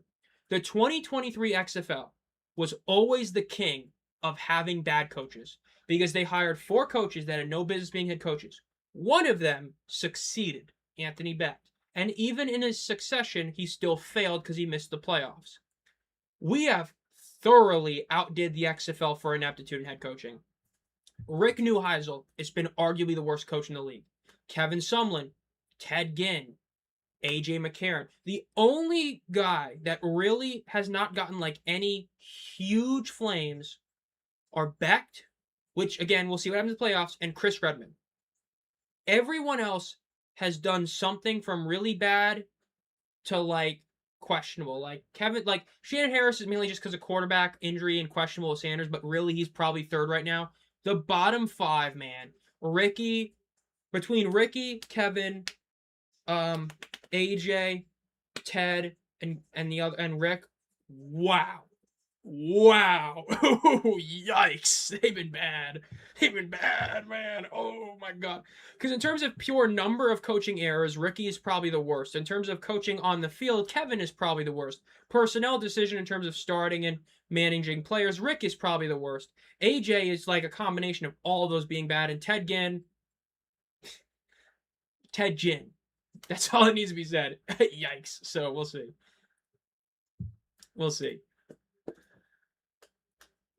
You're mocking the Rangers. The Rangers, lol.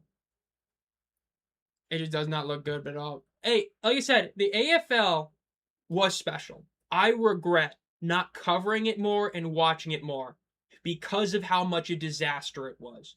Because that is a season that if you watched it, that's probably one of the most entertaining football seasons you ever had. Those stadiums they played in, or those arenas, and I do this because arenas are supposed to be good. Some of them weren't. Something else. Hold my beer. Honestly true, Cara. Yeah, the owners of the AF just had no money, and then when Dundon hey, you know what? It's a shame because that's my owner. It's sadly Dundon. And it's like they say, right? He's doing towels because he doesn't want to pay shirts. He's a cheapskate, But the point is, like, the real point is that, like, when he came on, I'm pretty sure he assumed that there was some money, but they needed extra. When he found out that place was broke, he said, F this, I'm out of here. And so, yeah. I think a decent amount will. 50 Cent is still a huge name. There's definitely going to be a decent amount of people that go out there. I don't know, like, if it's going to be a huge amount, but like I said, I think that DC is still going to be solid.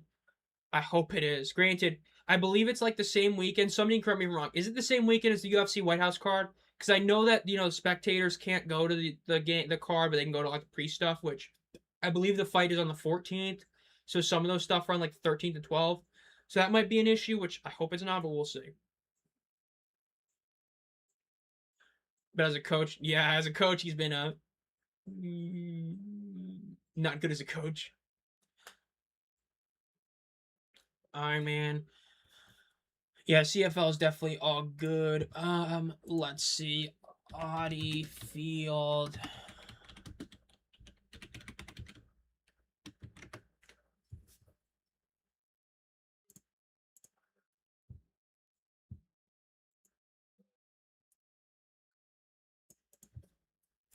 Let's see this.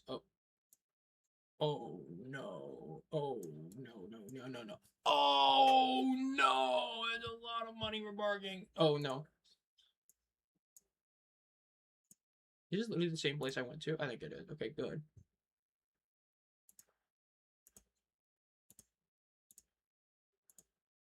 Okay, so it's still cheap. Good. That's all I needed to hear.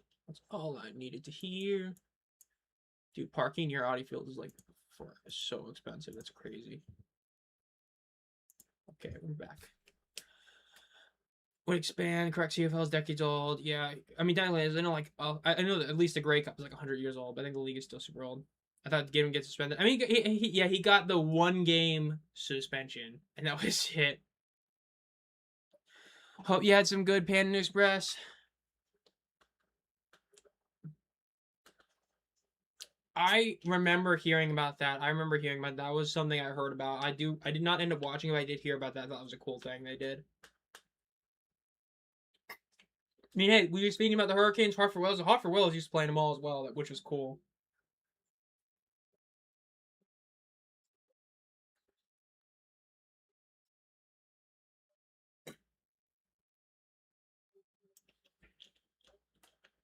Mm.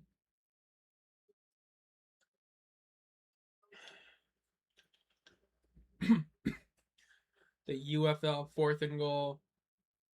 The third attempt of a show like this. I think it's third. Might be a fourth, but I think it's third. You had United by Football. You had The Rock, also called Player 53 or 54, whatever, and then this one. I don't. I hope not. I like I said, Schur should coach the Stallions. Haley should coach the Aviators. The other two should not be back. Like, genuinely, they shouldn't be back. Like, Captain has not been a good defensive coordinator. Ted Ginn has not been a good head coach.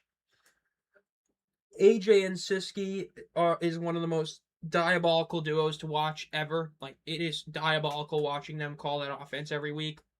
But I think that even though there's been a couple of bad weeks, Schur overall has made a really solid defensive unit. Again, there's been a couple bad weeks, but overall really solid. So I think that he should be back as head coach. But yeah. Oh, you should have. Austin Reed literally says, "I don't want to be one of those guys that is a flash in the pan and one great game." Yikes! It did not age well for him. Yet really did not age well for Austin Reed at all. That was bad. Yeah, I think Todd Haley should be. He should be that coach for them, I think. I don't see why not. Give him a shot. I mean, again, he made Cole Kelly look like a good quarterback for the Showboats. And that's not to be disrespectful, it's just like that's what he did, so yeah. Oh, is that tomorrow? Is the El Grande match? Ooh.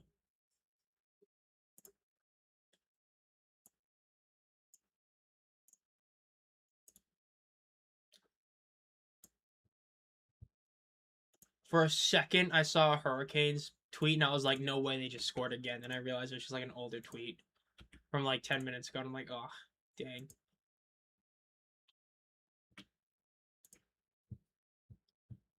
Hmm.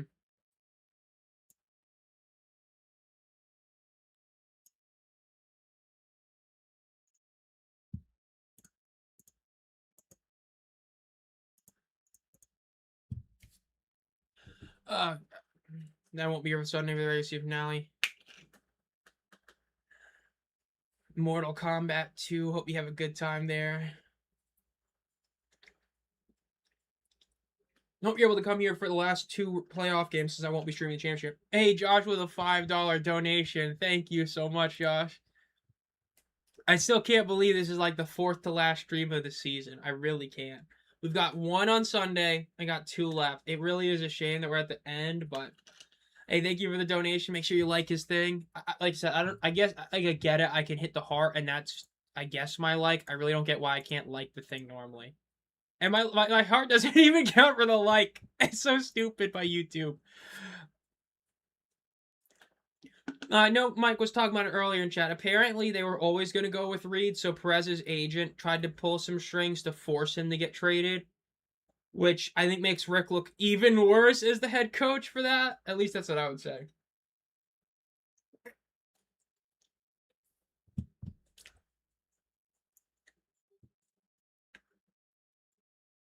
Hmm. But yeah, it is what it is for that.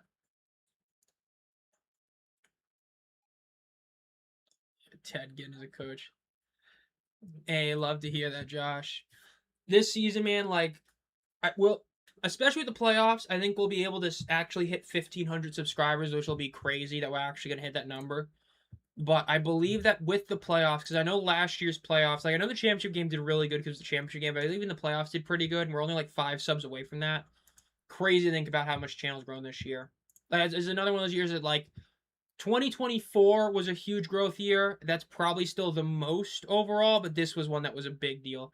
In terms of like membership stuff was huge. We were able to get the extra memberships to get all of them. But let's see, 90 days, which would be back to about, so last 90 days, it's been about 160 almost subscriber growth. That's pretty damn good. And exactly 1 year ago, it was like 1187. So it gained about 300 since last year. A little bit more technically, but you know what I mean. I mean, some of that is from the extra shorts from 2nd and 6th, because if you don't know, shorts gets you like some really wonky subscriber numbers. Like, it's good, but it's wonky numbers, so that's been a bit of it. Doing this live streams again have been like the live streams this year have been just really solid, especially compared to previous years, which I guess is because this is like the 2nd year of doing them consistently, since in 2024 we only did like 1 a week, and it was like, well, let me take it back. It wasn't even 1 a week. It was like 0.75 a week. Like, we did of a stream here and there. Then Friday Night Football, doing that every single week, and then doing the one extra game has been really solid. So that's been a lot. That's helped out as well.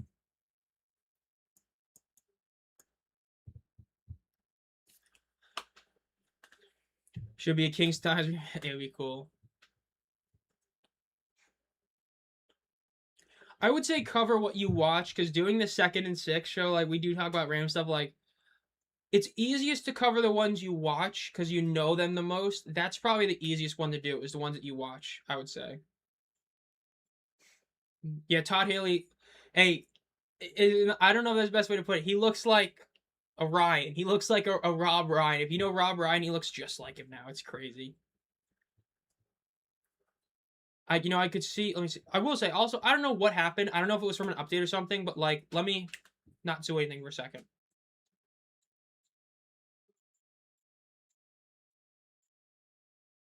At least on my OBS and even through YouTube, apparently all my ambient noise is just like gone now, which is good. I just don't know how that happened, because I didn't tweak with anything. It might have been like one upgrade something, but something happened.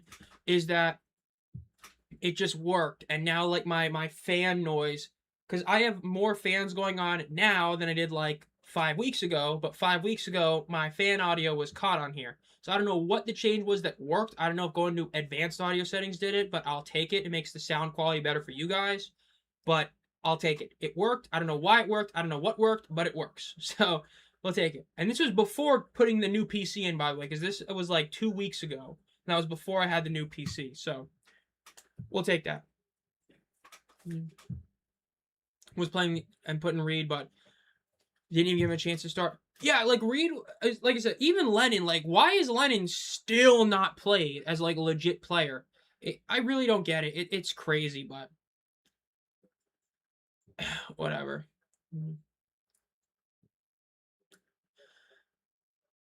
Oh yeah, go thumb up. More all football after the sea. Too many men for Montreal. Oh man, are we about to score a 5th? Oh, no, we won't. It's a power play. We won't. Our power play is atrocious. It sucked in the playoffs for like every year. I don't know what it is, but we had like a 5-on-3 2 nights ago. We literally didn't even try to shoot. We just passed it around. Like, dude, the worst part is the announcers were glazing Montreal. Montreal didn't do anything on the power kill. They literally stood there and didn't move, and just watched us go plink, plink, plink, plink, plink, plink, and never shot on a goal. We just kept passing it. It was one of the most atrocious things I've ever watched in any sport. That 5-on-3, I literally wanted to puke. It was so bad. I would say so. I stand by keeping Orlando at 1 in the power rankings, because they have been the most consistent team of the year. And I think that their team is the hardest to... Their one weakness is their ground game. But I think they're the overall most consistent team. But right now, the best overall team is the Kings. It's just a matter of can they keep it up. But right now, they're insane. They hand it off, and it's going to be a 0-yard gain right there for the Battlehawks. Summer League, so we can watch football all year long. Hopefully it keeps going. If it does last, that'd be cool. Keep football going across the year. We will see. Time to turn this around and win. We will see. Like I said, worst case for St. Louis, doesn't really matter too much. They lose the game, but yeah. Yeah, they hurt. And they played super rusty. It was a bad performance by the Kings, but hey, we'll take it. If we're able to win tonight, that's 12-1 record. We will gladly take that. Pass around to the left, it is incomplete. 12-1 record in the playoffs, heading into Cup final is huge. It's also huge because we really needed to win this now, because we want to be equal in terms of rest with Vegas, and Vegas, was able to sweep their series. So if we're able to win this in a gentleman's sweep, we'll gladly take it. And then hopefully we get the job done in the Cup final. Because if not, yikes. boycotting. Oh, I ain't praying for their failure. I just know that it ain't gonna be a super success. It might last, but it's gonna be like the AFL. Pass throw caught the right side, gonna be a first down. Should be a first down forward progress, but we will see. I see the writing on the wall with it. Like I said, the AFL had a disaster of a year, and they still managed to survive. I think the Continental Football League probably has something like that. That's just what I see.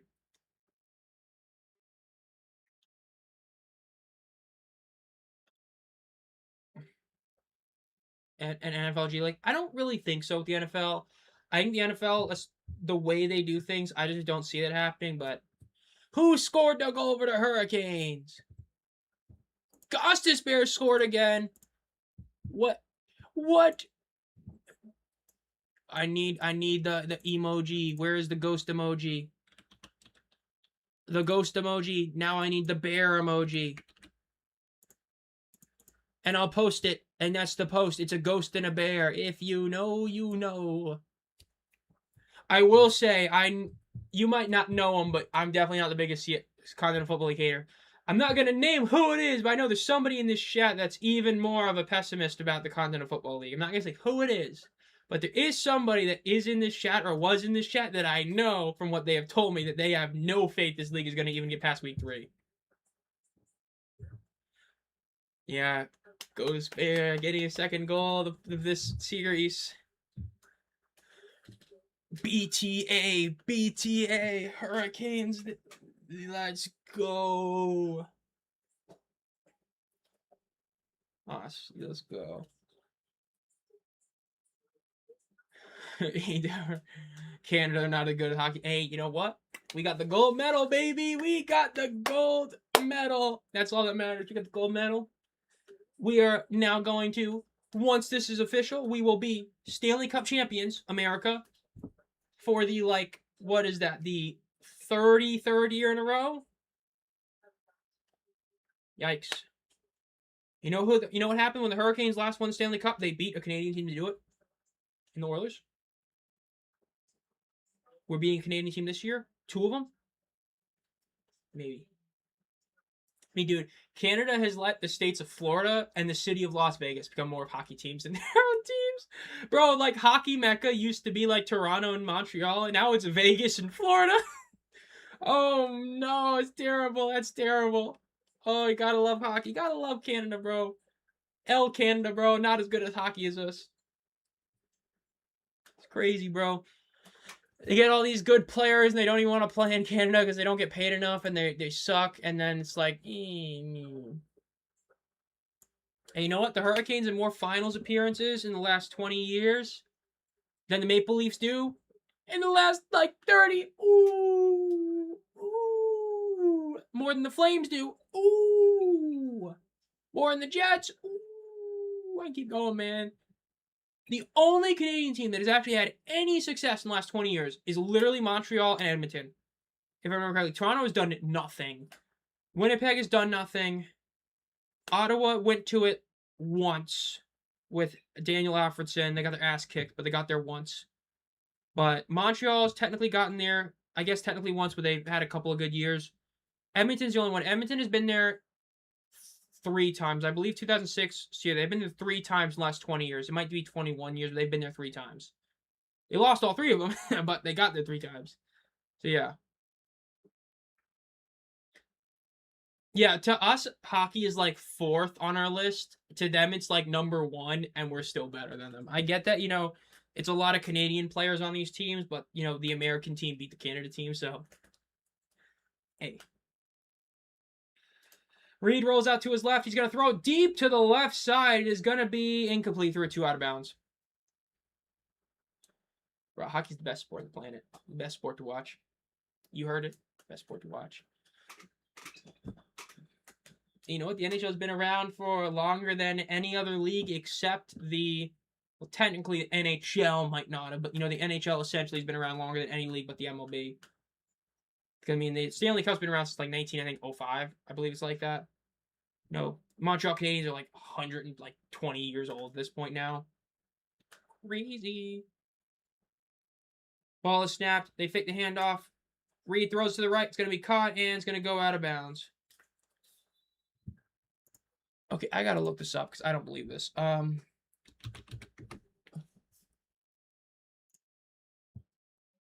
News.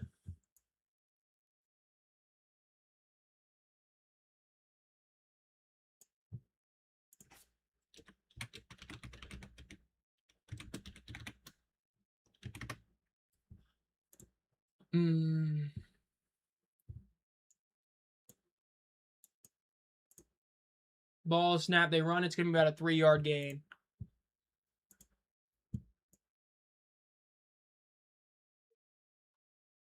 July 18th. Oh my god, that's crazy.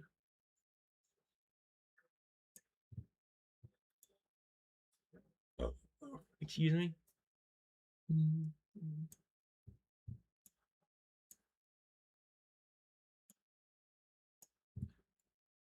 In shotgun. Ball snapped. Reed throws it over the middle. It's going to be incomplete. NFL is already doing. The No Fun League isn't even ready. Oh my gosh. The No Fun League. There's so many bad decisions they've made, bro. Yeah, like the hip drop tackle is such a stupid rule to make. Like I don't even get it, bro. Like yeah, F the defense, I guess. Renegades are currently up 13-6, and they're on 3rd and 8 in shotgun. 2 receivers at the bottom of your screen, 1 at the top of your screen. Ball snapped. Reed is pressured. He takes down. He gets the sack, and it's going to be about a 4-yard loss to the Dallas Renegades. Going to force a punt here. What a game. I think I had this being too high of a scoring game, didn't I? I had this as like way too high, didn't I? Let's see.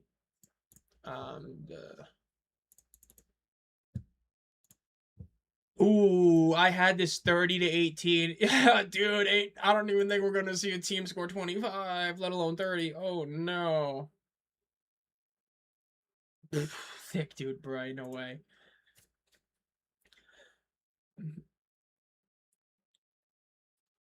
They're the worst. Yeah, I mean the Renegades have literally lost 6 straight, which is the most this season and is the most no matter what. Sup, G man? It is literally the worst. I mean, this is up there. I mean, if they lose this game, they will at 7. I believe 7 would put them. The Maulers may not have technically hit 7 losses. I don't remember. I think the game was week 7 or 8. They may have not hit 7 in a row, but they might have. Panthers did. The Panthers had a 7-game losing streak in 22 because they won in like week 1 and 10. So the 2022 Panthers had a 7-game losing streak. The Guardians, I think, had one because their win wasn't until like week 9 or 8. So that's 2. The Showboats didn't. No, they did. They had a 7-game. I think this will put them. If they lose this game, I think there's only like 4 or 5 teams that have hit 7 straight losses in this era of US of the spring football. They didn't. Okay. I will not hit the floss, bro. Not the floss, dude. Even back in like, what was it, 2020 during the pandemic, I was like, nah. Good old Fortnite emote.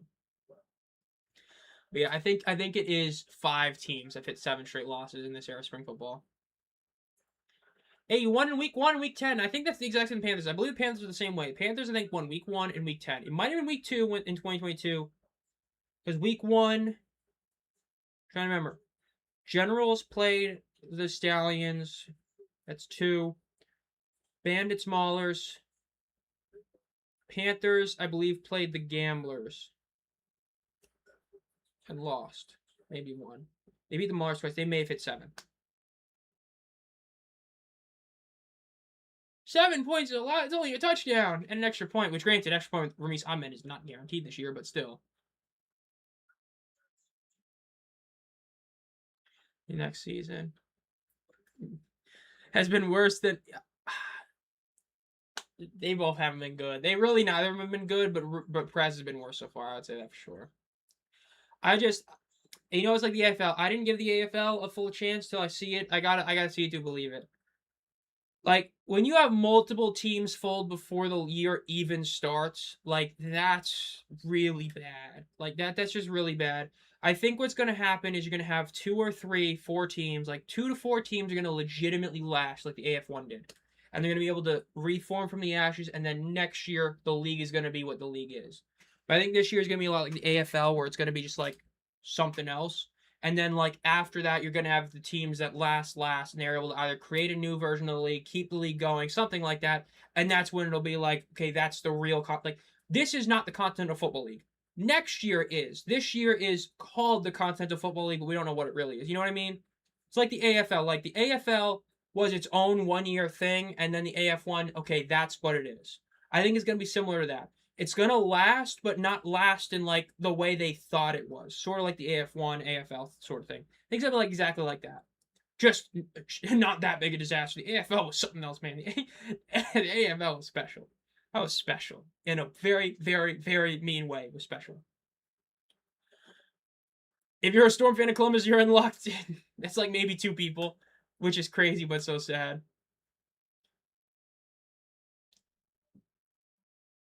After getting traded, the Renegades, but then it is true, he had a great playoff run. He had those 2 insane, like I said, I think those are probably the 4th and 5th best playoff games.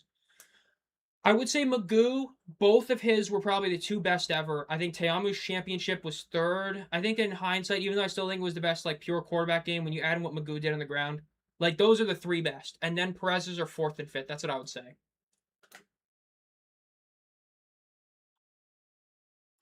I watch a few from time to time, but like the way I view it is I make a lot of content, not football, mainly the UFL, so I don't like watch a ton of it. But I'll watch like stuff here and there to keep up with some of it. Mainly on Twitter. I mainly keep up with like Twitter channels that talk about it. Quick throw to the left of the screen pass, caught to about the 40, down at about the 38-ish yard lines where the spotting is going to be about 1 yard shy of the first down, 3rd and about 1.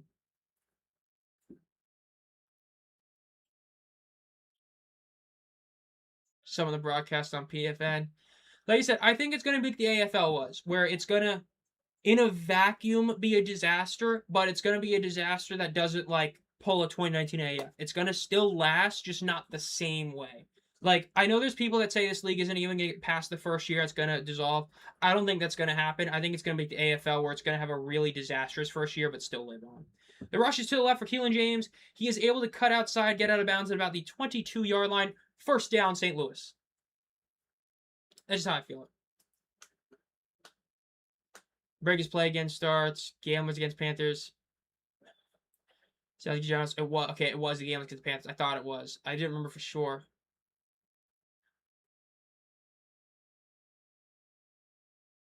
Hey, Jamar. I mean, hey, Magoo only played for like a couple of drives. I mean, not a couple of drives, but he played for a little bit. I mean, Jamar got him there. He was a borderline MVP candidate before he got sick and had that like weak last 3 games. He was an MVP candidate. You know, then it just got a bit sick and hurt and all that. And then he got hurt in the championship game, and great, so did Case Cookis, which... What if Cookis never broke his leg, man? That he could have been the GOAT of this spring football. He could have. But he broke his leg. He was never the same. He was never the same with a broken leg. 2nd and 12 for the St. Louis Battlehawks. Got a little under 7 minutes left. Yeah, EJ Perry with the defenders. He's back in the UFL again. Gotta love it. That used to be my quarterback, man. I'm a quarterback. Ball snap. Throws a check down to Jarvin Howard, who gets about 6 yards. He breaks the tackle. Gets first down 10. Out of bounds at about the 6-yard line. Answer to that question, Nasty, is no. It still is the Panthers, right? So current teams, none. I have certain things about each team, right? In terms of media connected, I'm closest to the defenders. In terms of like XFL wise, it was the Renegades. I hate this team now. Like, you know what I mean? But and then there's also the Gamblers. I like a lot of their logos and stuff, but Kevin Sullivan. So it's still technically the Panthers. That's what I would say. So when they come back, it'll be the Panthers, but for now, nobody. Is basically what I would say. False start on the offense for the Battlehawks. I want to go see the Storm Ohio playoff game. That will be an experience for sure. I haven't watched the full episodes yet. I've watched a lot of clips from it. From the clips I've seen and from what I've heard, it's a really solid show. Like, it's one where I think I've heard it's similar to Player 53, but it's better than Player 53, which is a good thing. At least that's what I've heard. But from the clips I've seen, I think there's some solid ones. I think some of them are funny. The Austin Reed story. I mean, I guess they talked about that a lot in the halftime shows for a while. That was like the only thing they showed the halftime for a few games. I think it was like week 5 to 8. They showed it like every week, and then they started doing the 4th and goal. Well, there's like I've seen it. It's like the beer snake one. Like once you've seen it like 8 times, you're like, okay, it's a great story, but I've seen this story like 8 times. 14 new posts.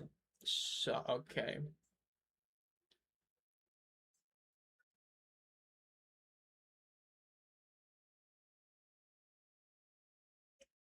Hurricanes up 5-0, maybe. Yes, sir. Teams that get cut, maybe I'm the problem. Oh my gosh. Mm. Hey, maybe. Is it a coincidence? It's like if it happens 3 times, it's it's a trend. Throw to the left. It is. Oh, did he get his foot in bounds? He was able to catch up, but I think he was out of bounds. It depends if you count the IFL as a spring league or if you count it as like a true alt league. Like if you say arena is different from outdoor, then the UFL is yes. I would say that. That UFL might be the only one. If you just say alt league, then obviously the IFL. But in terms of like outdoor football, UFL seems to be the one. Because if you date back to the USFL, this is the 5th straight season, which is better than what the UFL did in the late 2000s, where it was like 2009 and 2012. As for the UFL itself, if they are able to play next year, that will put them at 4 straight years as the UFL, which will match the old UFL. So yeah. Quick throw to left is caught by Howard, and he gets in for the touchdown. There is a flag. Right now it is 13-12, 1-point lead for Dallas, but there is a flag. We got to see what this flag is.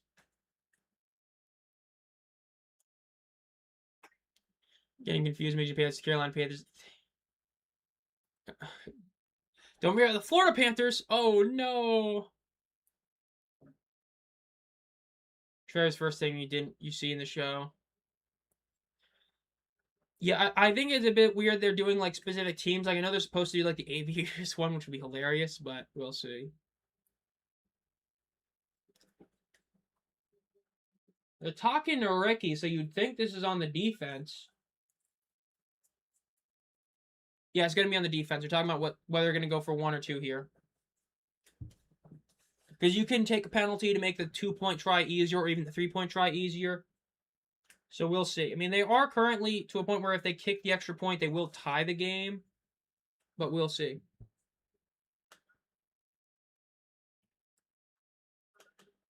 Calling it roughing the passer on the defense. Just going to make it an easier 1-point kick. Okay.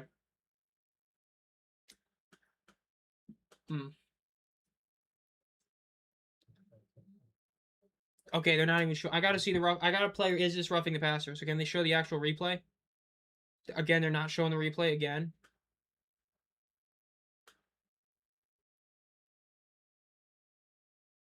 Did they really didn't even show it, bro? Oh my god.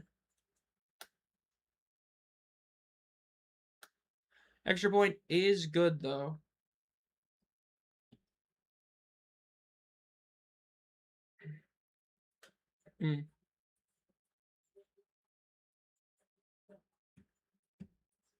Okay, we're gonna have a lab. There you go. Yeah, didn't even see the. They didn't even show the play. They just decided not to show it. So maybe that means it wasn't really roughing the passer. They didn't want to show it. Show some corruption.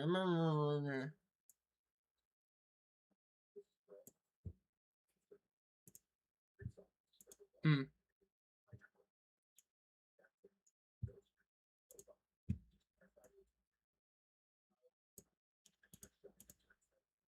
2 new posts. Nope, nothing. Okay.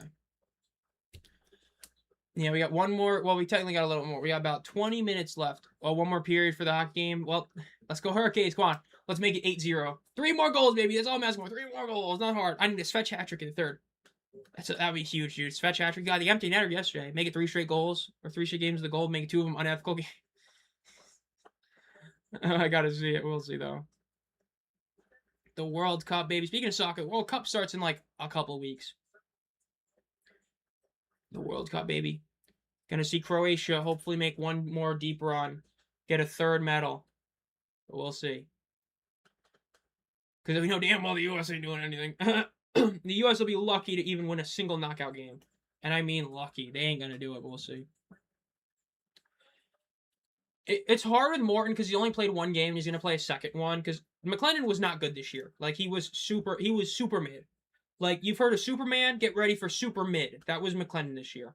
But Morton played one game and he was great in that one game. But Austin Reed was really great in one game and then so it's hard to say.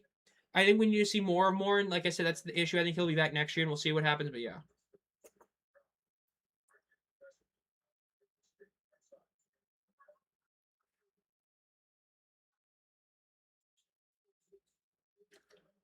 The issue is that that stadium, Inter & Co has some World Cup stuff already that was set in advance.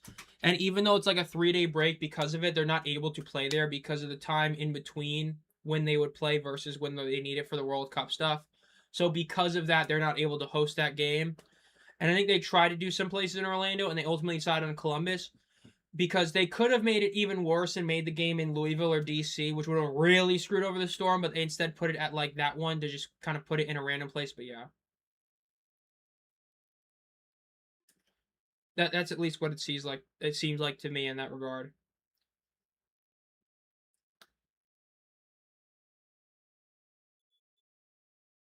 At least that's what it saw.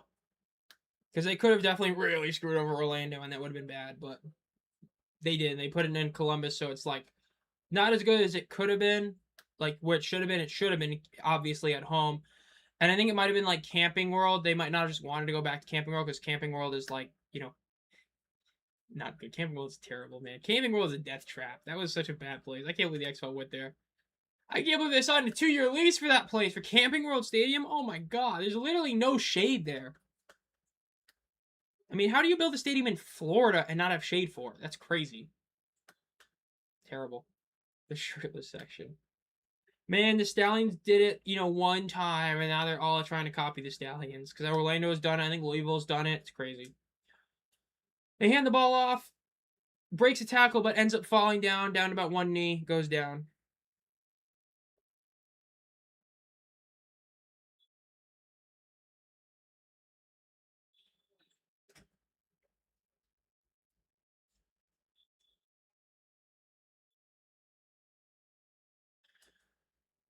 And aren't they playing for the one seed? I mean, technically they are, but like I said, the one seed really doesn't matter that much because at the end of the day, you do want to play DC, and you kind of have to wait for how that game goes. And if Orlando wins, it kind of guarantees that DC is the 4 seed anyway. So this game really doesn't matter all that much. Pass throw to the left, it is caught. Let me think about this real quick. If St. Louis wins and Orlando wins, it makes Orlando the 1 seed. That puts DC at the 4 seed, I believe, no matter what. Like again, depends on Birmingham, but the odds of that happening are really low. Like for St. Louis, I really don't think they should be playing for the 1 seed. They already clinched the top 2 seed. There's no way they don't get the 2 seed. So I don't think they really should go for the 1 seed. Like they should just try to be healthy. That's what I've viewed because I don't think the 1 seed is really that big a deal this year.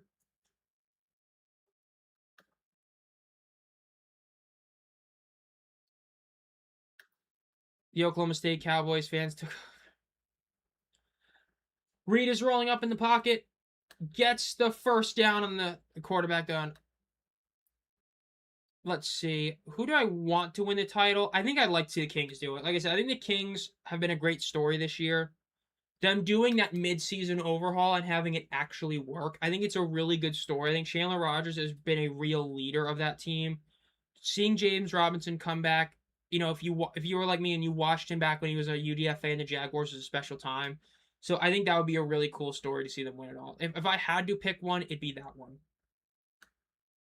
I think it's cool that I'm going to be able to see 50 Cent. I think it's crazy because that was a guy that actually performed at a halftime show. Now, yes, technically Ludacris also performed at a halftime show, which I forget to mention that because technically Ludacris was there for one of them. But you're getting another guy. Like, this is 2 guys this year that actually performed at a Super Bowl halftime show you're getting for the UFL. I think that's huge. At least I would say.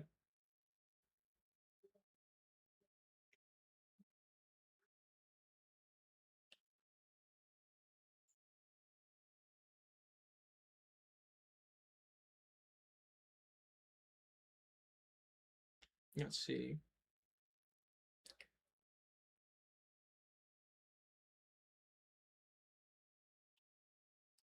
Fourth and 1. They're going to go for it because they did not give him the first one. So, yeah. Nelly was at 2 of them? I do not remember that. It was 4th and 1. They did not give him the first down. They said that when he started his slide, when he was like, going down on his knees, they said that he didn't get it, so we'll see. In shotgun, ball is snapped. They hand it off. Didn't get it. That's going to be short. It's going to be the ball for St. Louis, and they were not forced to go for it. Yes, in the UFL, you are forced to go past 15. Never were. They did not have to go for it there. They chose to, and they didn't get it.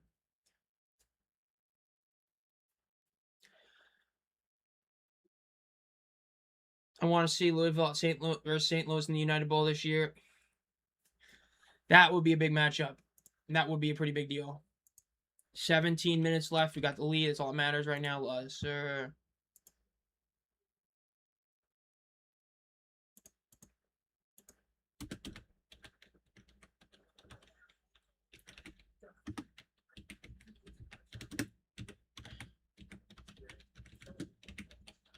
Oh man, I hate typing my keyboard like this.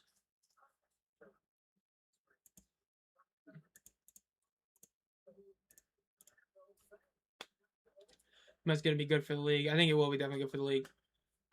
Yo, Orlando versus Louisville, 2 new teams would be cool. It would really suck for Aviators fans watching you be the only one that not only doesn't make the playoffs, but then you didn't make the championship. That would suck.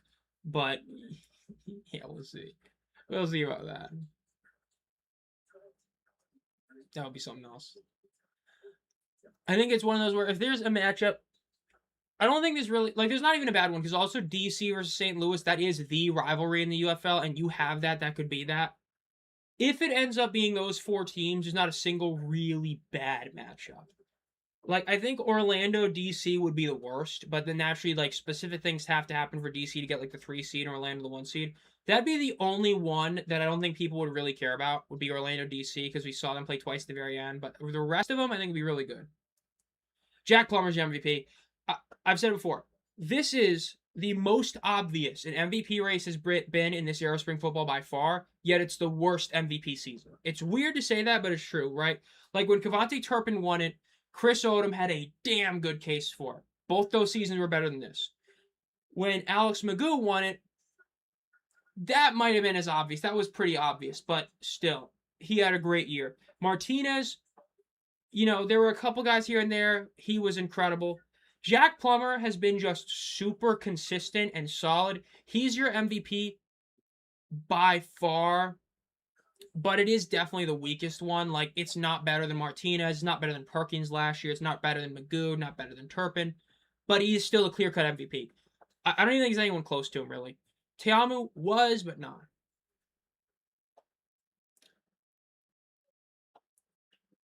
Out of DC, St. Louis, Birmingham back. Needed a championship. St. Louis needs one. St. Louis really does need one, because at the end of the day, the joke is that they're the Dallas Cowboys of the UFL with their fan base, them failing in the playoffs. They really need one.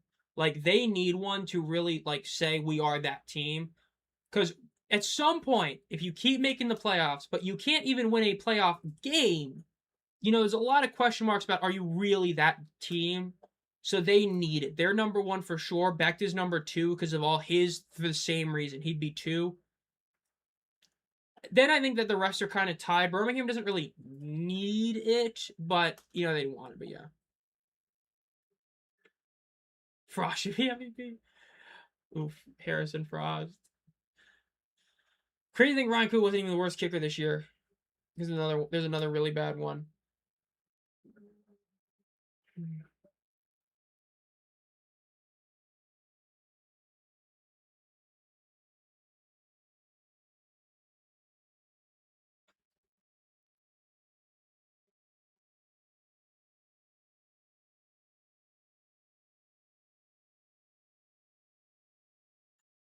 They rush up the middle. It's going to be 4-yard gain for the team. Frost is bad, yeah.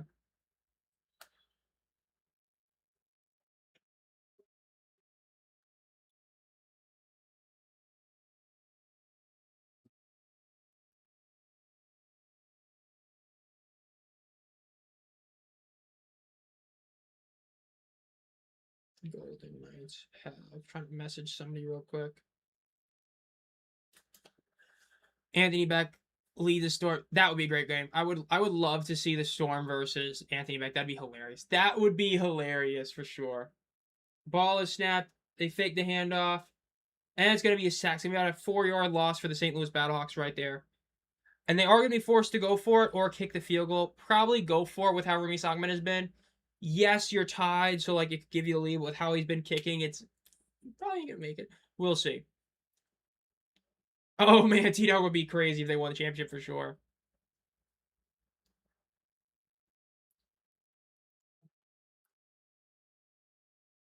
Got a kick block. The turning was all.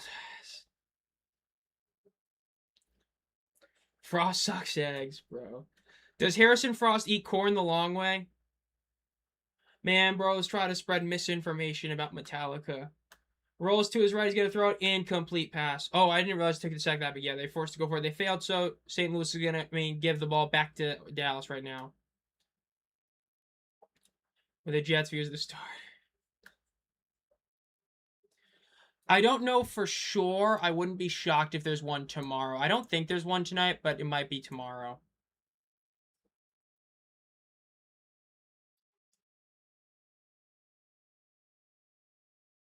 Saw another one of those posts. I thought for a second it was going to be another one. I will say, I forgot who brought this up to me. I think it was G-Man brought this up to me. Before the season started, I predicted Dallas would finish 3-7 this year. Chat is a tied right now. I might have perfectly predicted Dallas's record this year. Don't ask about the Kings, but for Dallas, I predicted 3-7. I might be him for the Renegades, specifically them. Don't ask me about my Kings prediction, but for the Renegades, I predicted 3-7. See, it's simple, right? It's a win-win. Either my preseason prediction is correct or my week prediction is correct, right? I picked the Renegades to win this week, but I picked them to go 3-7 on the season.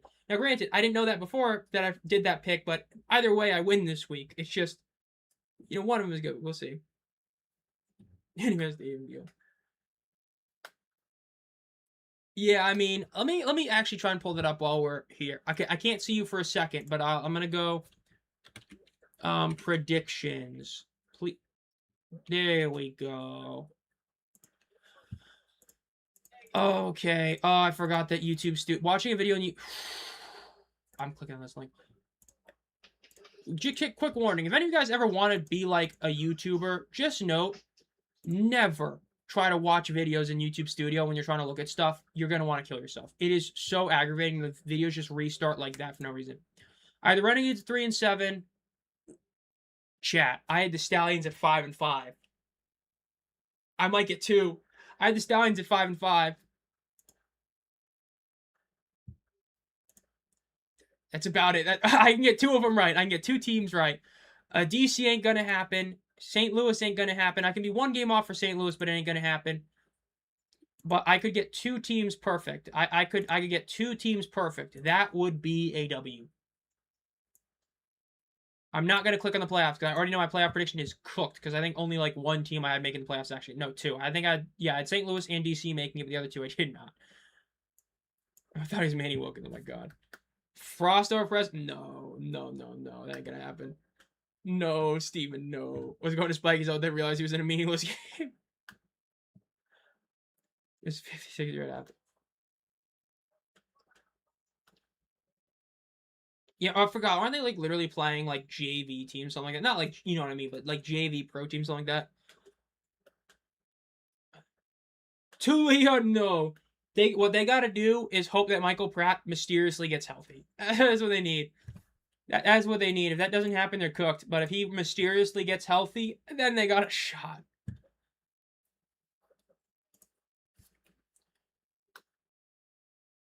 I think a Storm start. I think that they should. I think they should start Matt Corral, honestly. I think that would be the right call.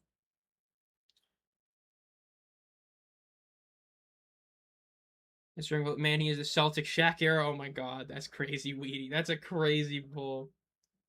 But you know what? You're not wrong. He ain't looking good right now. Celtic Shaq. Hey, you know what? Celtic Shaq with that, that photo of him with the ball. It's iconic, bro.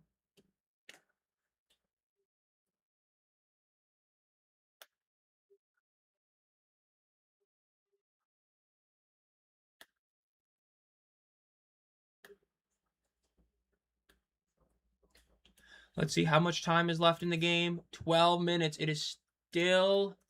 Oh, it's technically like That's 12 minutes still 5. Let's go. That's huge. We go into the cup final. Choked under Harrison Frost led Battlehawks team. Terrible game after that's crazy. Yeah, they had one of their Harrison Frost had one of his 2 good quarters. That was the 4th quarter against Birmingham. And after that, he had one more good quarter and he disappeared. It was bad. In shotgun. Ball is snapped. Reed rolls to his right. Throws it. Is going to be caught. Ooh, they actually end up losing about a yard there, right there. I agree for math. I agree with that sentiment. 3rd down. It is the final quarter of the game. It is still tied 13-13. Okay, let's just call these. The Continental Football League hasn't even played a game. The preseason games aren't even real games. They're literally playing random teams that, like, aren't true pro teams. Like, 56-0 is cute, but, like, the Kings would beat them, like, 100-0. So, we will give them a chance when they play. They have yet to play a single real game yet. Like, there's no giving a league a chance they haven't played yet. That's like if I were to tell Steven, who's talking about he does not a soccer fan, hey, Steven, you're going to give the La Liga a chance this week. La Liga doesn't have another game for about 7 months. Like, you know what I mean? Like, come on.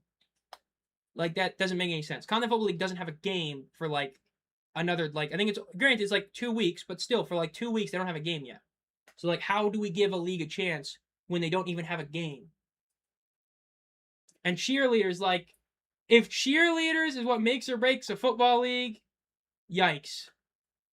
Nice pitch play by oh, he didn't get it. Oh, it was a great play by 22 on St. Louis. That was a great play design, but number 22 caught that, was quick, got there. Bit of a bad angle taken. Huge play right there by Kennedy. That was a great play. Keelan Kennedy with an awesome play. That's one of the best plays of the game right there. That was a great play design. Rare time you'll hear me say that for a play like that in 4th and 1. That was a great play design, but Kennedy had a beautiful play right there. That was an awesome play by Keelan Kennedy. I got to see this again.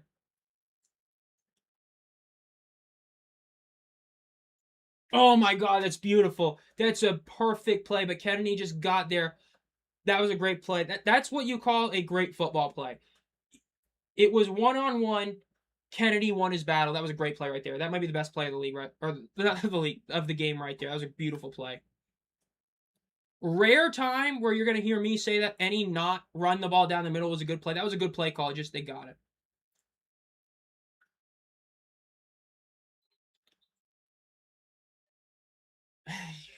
Second down now. There's a flag on the play with 13 and a half minutes left. Yeah, like I said, it looked like he sort of has, like I said, at least when I first saw it, that was an angle. Definitely shows that little hesitation in the replay because Kennedy was able to just go right for him. He needed to get that first down. I think he thought he was closer than he was and realized he wasn't, but yeah.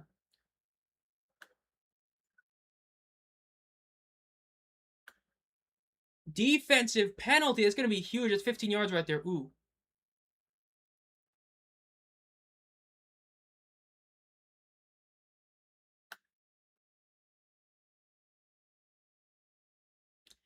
Good luck to the CF. Oh, yeah, look at Panaceia's helmet just getting flown off. 1st and 10 for the Renegades versus the Battlehawks. 13 minutes. When the snap is, it's going to be about like 13-15. We'll see. They quick throw to the left. Hakeem Butler gets the 40 and out of bounds at about the 38-yard line. Yeah, Austin Reed's still starting in week 10. This is even worse. Like, when Te'amu was starting in week 10, at least there was the argument, and Perez last year, that, like, this could be their last year.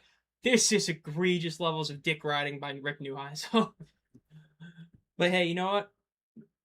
Let it be. Low-key, look, I've been a Vadley truther for a while. What Kirby Wilson did to that man, benching him like a week after he got their only win, for Roland Rivers the third. Oh man, Vadley got screwed.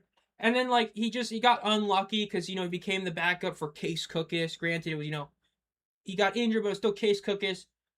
Just unlucky that damn well he wasn't gonna start. Vadley was a solid quarterback, man. He got screwed over. He got F in the A. That if you were to talk about UFL quarterbacks like USFL, XFL, UFL that played like let's say less than 5 games, That's probably in the top 5. Really should have gotten another legit shot as badly. Shame he didn't get one. Ball is snapped. Throws to the left. It is caught about the 33-yard line. Gets to the 30, out of bounds at the 29-yard line.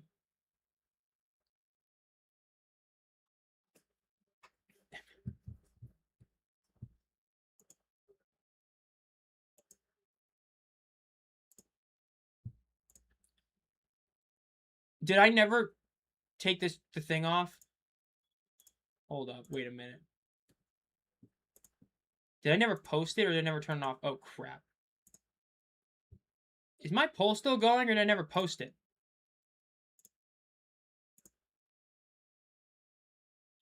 I'm gonna hope I just forgot to post it, because if I still have it going, then F it. We're gonna keep the poll going. I think I forgot to post it. I think, but we'll see. We'll see. I think I forgot to post it, but that's fine. I just realized that right now. I don't know why I'm realizing that right now, but I did. I don't think he ever technically. Yeah, I don't think I ever posted. No, I think last year he started every game. I think Lennon came in for a little bit, but I think even week 10 he was starting, because I think the big deal was week 10 Perez and Jordan Talman were both starting, despite not last year. Talman was 2 years ago, but last year, yes, I think Perez was still starting last year, and it was like why, but I think he was.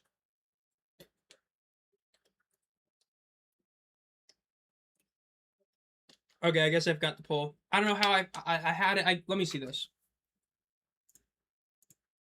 If I put do. Yeah, I think. Oh, I think I know what happened. I think I accidentally clicked X instead of. I think I clicked X instead of post for some reason. Okay, camera, like.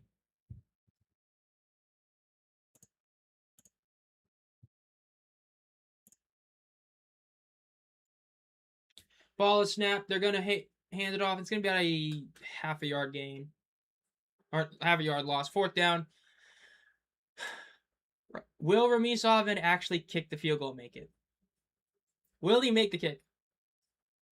Hell, even Greg Ward Jr. should be the quarterback next year, dude. We have to watch Austin Reed again. Oh my god. Oh my god.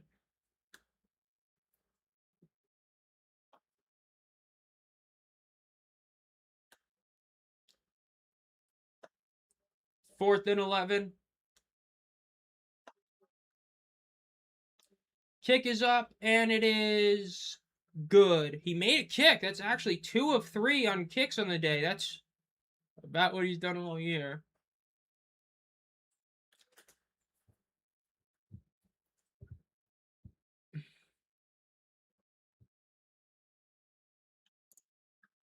Yeah, Montreal scored. Who scored it? Cole Caulfield. Look at that. They got a goal, bro. They got a garbage time goal. I will say that. I mean, hey, nobody thought that Maple Leafs team was going to lose that game to Boston. If you know, you know. And they did. So never say never.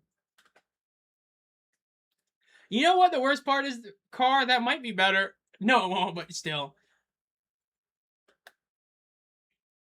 Oh my god. And you know what? In my career, you can actually pick the position, unlike the NFL games. That'd be cool. Like, bro, like, you should be able to pick whatever position you want. Like, I could get them not doing, like, DT and offensive line, but, like, dude, I know at least when they first brought it back, they only had, like, 4 positions you could pick, and it's like, why? Like, I think College Football 25 had, like, what, 5 you could do? You could do, what was it, receiver, linebacker, cornerback, quarterback, and running back, and I believe that was it. I don't think there was a kicker option. I don't think there was a punter option. I don't think there was a defensive line option. I don't think there was an O-line option. Not a tight end. Some weird things.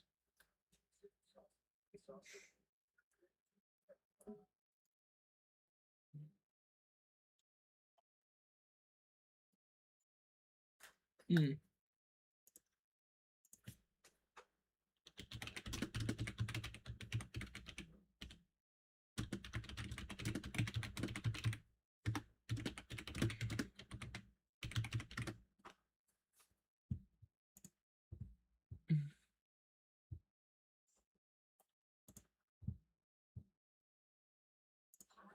Let's see.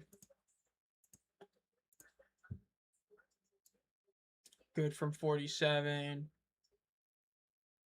Some random. Okay, random stuff. Got it. One Aviators, so we also won an Aviators team in 2027.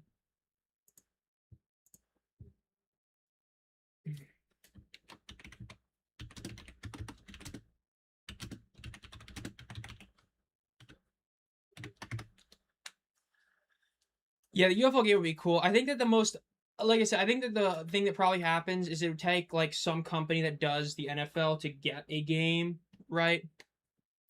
And they'll just put it in as a side thing, or it'll be something small, like let's say a deal with Retro Bowl. I think that's possible. That's where I think the best odds are, is something like that.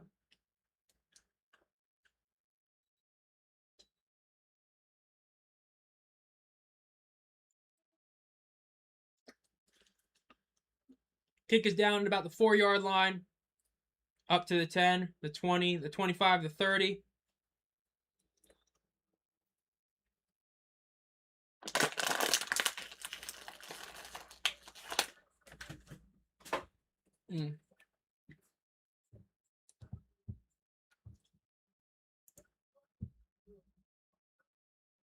Talking to the Renegades right now. Got 10 minutes left in the game. It is 16-13. St. Louis has the lead.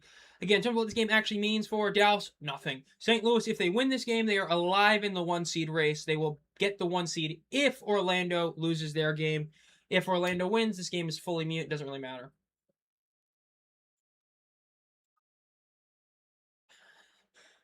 The pass is throw. Oh, he's going to rush for it, and he's down. Honestly, Adrian, I don't know. They were, like, to an extent, my XFL team, but, like, I was always more of a Panthers guy. Man, I've hated watching this team for past 3 years. I've genuinely hated watching this Renegades team, because every year it's like they find a new way to lose in like spectacular fashion. This year, it's instead of losing close games, you're like, how are they doing this every week? It's just by outright insane ways. It's just, oh my god. So I would say no, but like, I don't know. It's weird. Reed throws it deep to the right. It's going to be caught. Great catch by Tyler Vaughns. If that throw was that was actually the best throw Austin Reed has thrown all day. If he had made the throw even a little bit worse, that would have been intercepted like that. That was a great throw by Reed. Very rare Austin Reed W, but great throw by him. Look at that. About 2 feet too high for the DB to do something. Closer to the sideline to where 23 couldn't get his hands on it. That was a great throw.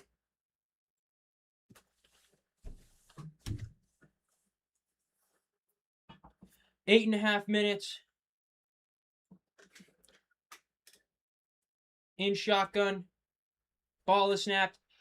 Handed off. It's going to be about a 3.5-yard gain for the Dallas Renegades. They are past the 50, so they're going to be forced to go for it on 4th down. Normally, you would say that they're in 60-yard field goal range for a 4-point field goal, but with their kicking game, you know damn well they ain't doing that. They basically need to get it like another 20 yards to actually get into field goal range, so. And even then, they might still miss it. But we'll see. 2nd and 7 now for the Renegades. There is a Battlehawk down in the field right now.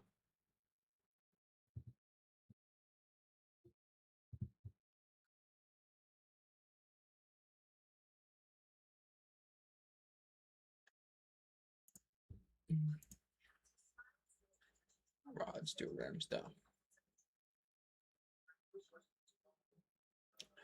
The first one I really watched was the AAF. That's the one I've always said is like my league. I always love the AAF. And still to this day, even as a big USFL guy, even a big UFL guy, the AAF, I loved that league. I loved what they did. It's just a shame they had like literally no money.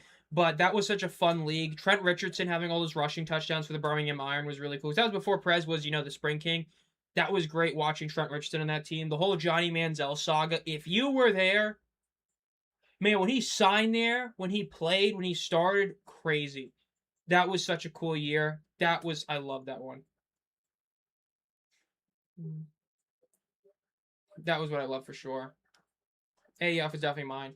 Like, I've always said, you were an AAF guy or an XFL guy. I was an AAF guy. I loved the AAF. I thought it was such a fun league. And then I watched the XFL, some, but didn't watch it a ton. Like, not like when I say a ton, I didn't watch it the same extent. Like the AAF, I made sure I watched like every game. The XFL, I would watch like, let's say, at least 2 of them.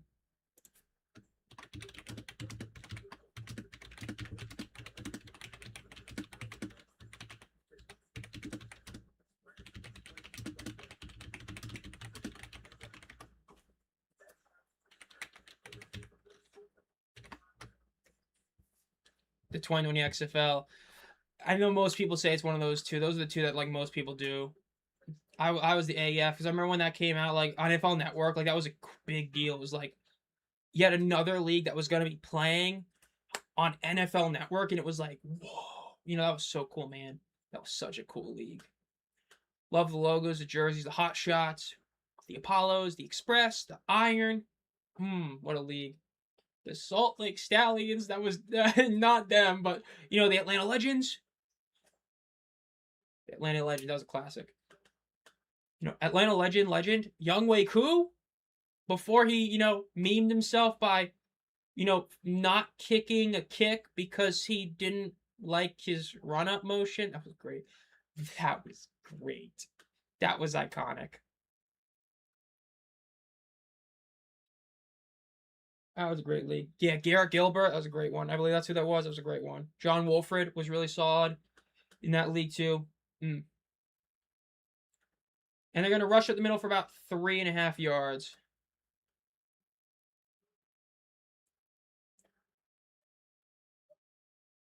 Save the man's life. Oh my god. I heard about 23XL, but never watched the first one. I watched the UFL. Yeah, the UFL, I can, especially as a YouTuber, I can tell you, man, the UFL did get a lot of traction. Like, they got a lot of traction early on. Like, the social media game for the UFL was huge in terms of numbers. They were, like, huge numbers that were doing better than, like, even the XFL and USFL combined. Then, like, 25, tapered off. Then, got a bit on track because of this. So, yeah. Ball is snapped. Throws to the right. It's going to be caught. Up to the 30, the 25. Dude, it's like I said. I knew this was going to happen. I knew this team was going to play good when it didn't matter. It's literally late in the fourth. It's halfway through the fourth quarter. The Renegades have nothing to play for. And they're actually like, Austin Reed is looking good right now. Just crazy. Nick Awesome actually came back for a second season. Which the USFL, man, dude. Still the only league that had more than one team based in a home market, which is hilarious but true. They're going to rush for about 7 yards to the right side. Great drive so far for the Renegades. Definitely got to finish the ones off with the touchdown. Jim Mora, the Stars, Sam Mills, Stephen Kelly, Herschel Walker, Brian Sipe, Doug Flutie, Steve Young, I guess. Yeah, Steve Young. Denver Gold. The Orlando Renegades. Yeah, bro, before the Dallas Renegades, we got the Orlando Renegades. 6-1! Let's go! Who scored? I gotta see who scored that goal. Seth Jarvis. Okay. No assist for Svetch. Svetch, come on, man. Wait, no, he did.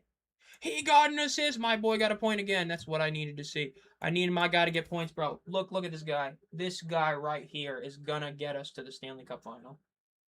I don't even know who the con's my favorite is. It's probably Carter Hart, which effed up. It's probably him. Freddie, sure as only he's shit this series, but we'll see.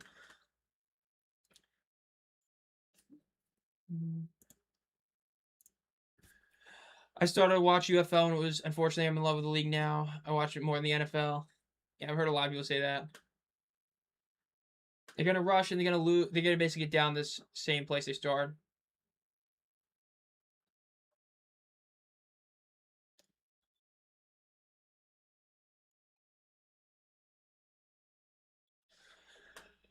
Tall City Black. Second and 11 for the Dallas Renegades. Little under 5.5 minutes left. No, I think he thought you meant like folding is in like the league folding them, not like them folding in the game. Yes, sir. The Hurricanes making it to the Stanley Cup final, baby. We just got to win 4 more games. Ball is snapped. Reed throws it to the left. Oh, too high. It is incomplete.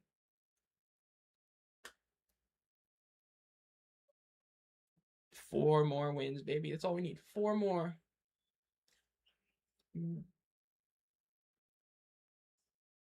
Ball is snapped. Throws it to the left.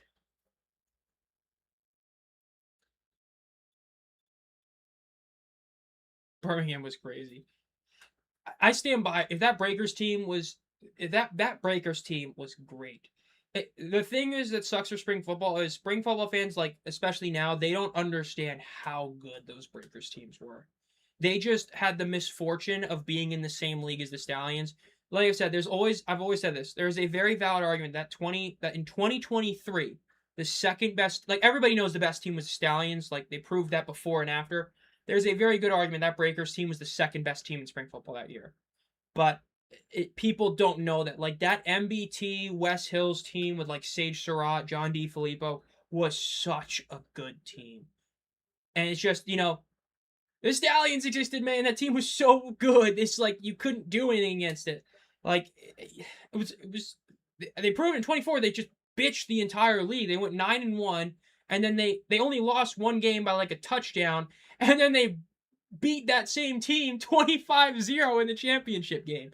Like that Breakers team, man, really both of them were really good. But that 20 like they upgraded from Sloter to MBT. That was a huge upgrade. It was like Jordan Ellis was a very solid running back, but then they added Wes Hills and it was like, oh my god, that was a great team, man.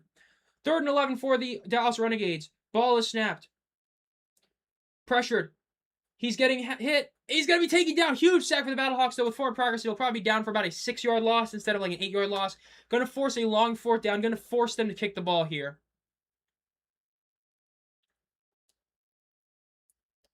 Yeah, Renegades got that shit. Yeah, 5 games a week is going to be cool. Like I said, I have a feeling that they're going to go back to regional broadcasts. I could see that the reason they're trying out these Thursday, Monday, Tuesday games is for that, but I have a feeling we're going to get regional games. We'll see, but it'll be really cool to have 5 games a week for sure.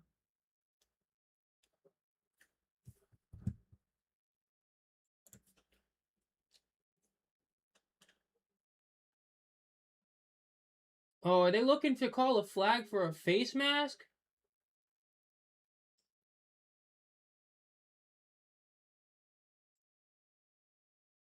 I think they're gonna get this, even though, like, it's one of those where he didn't need to do it.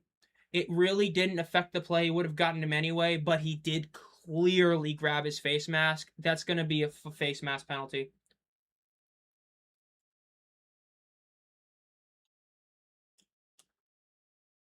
Brahma Renegades lose this.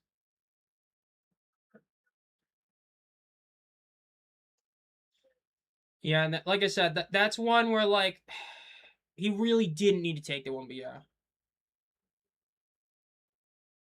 Bro, the Stallions are something else, man. They dominated. Like that Breakers team was so much fun to watch too. They were a fun team. Yeah, I mean that was a clear face mask. One of those where like he really didn't need to do it. He would have gotten him anyway. He did it. That's on him.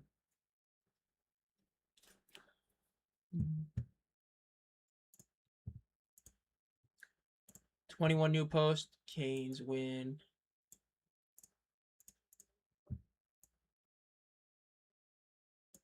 Who scored the empty netter? Or was that the 5th goal? Oh, Jarvis. Okay. We are heading to the cup final.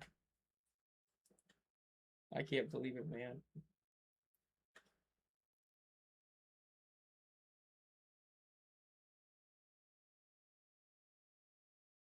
For the first time in 20 years, the Carolina Hurricanes are heading to the Stanley Cup final. Man, I still remember that it was like 2018-19.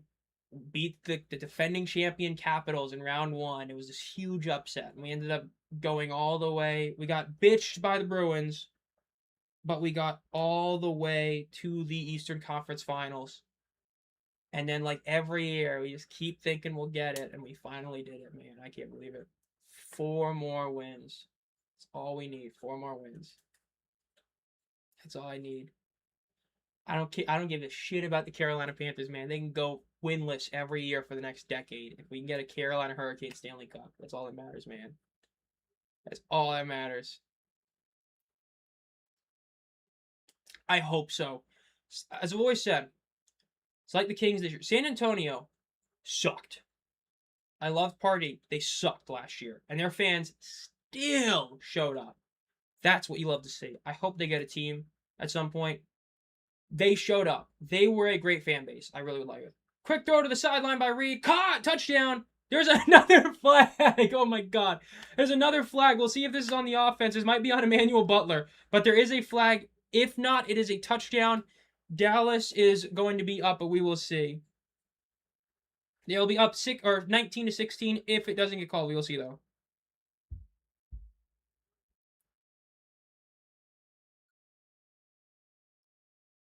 Yep, rolling in the field is a touchdown.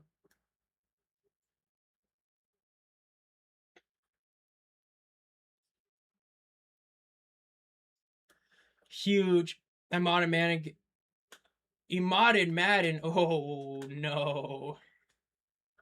I'm glad I left the game. Oh, man. Hmm.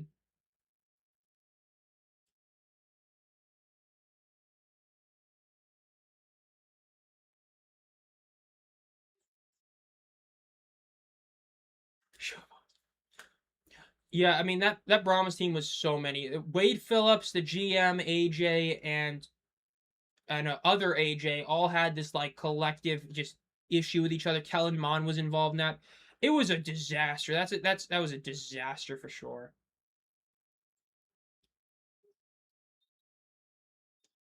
Bears 9, Oh my gosh, that's crazy, bro. We love modding games, but Dallas has the lead. Like I told you guys, so many of you said, "Why would you pick the Battlehawks to lose?" Never underestimate the Renegades when they have absolutely nothing to play for. Again, we still got 3.5 minutes left, so, St. Louis can still pull it on, but we'll see.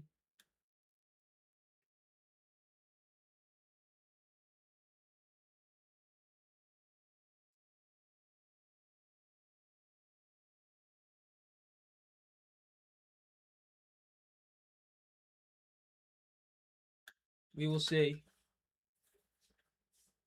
So, the last Friday Night Football game of 2025, or 2026, it is 3.5 minutes left. 3.5 minutes left in the game.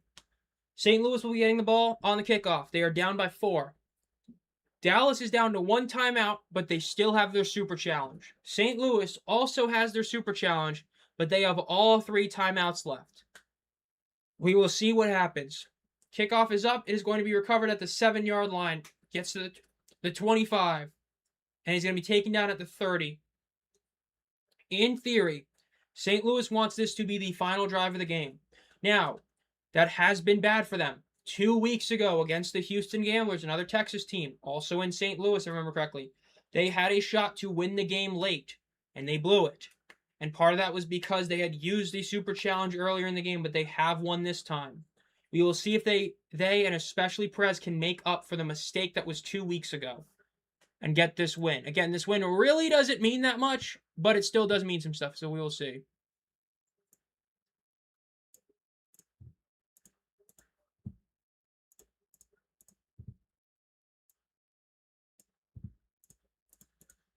Ball is snap. Perez takes the sack. First play, and they lose about 5 yards on the play. Oh my gosh.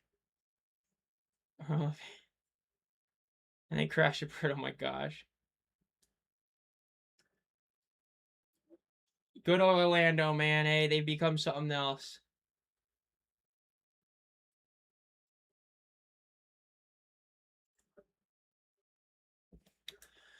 Bad first play for the Battlehawks. And again, they can't let the Renegades get the ball back. The Renegades get the ball back, it's basically over because you're at worst, I mean best, you're going to lose 3 timeouts, so you can't do that. So this is basically your last go for the Battlehawks. In shotgun, pass is thrown to the right. He threw that too far back, incomplete. It's going to be 3rd and 16.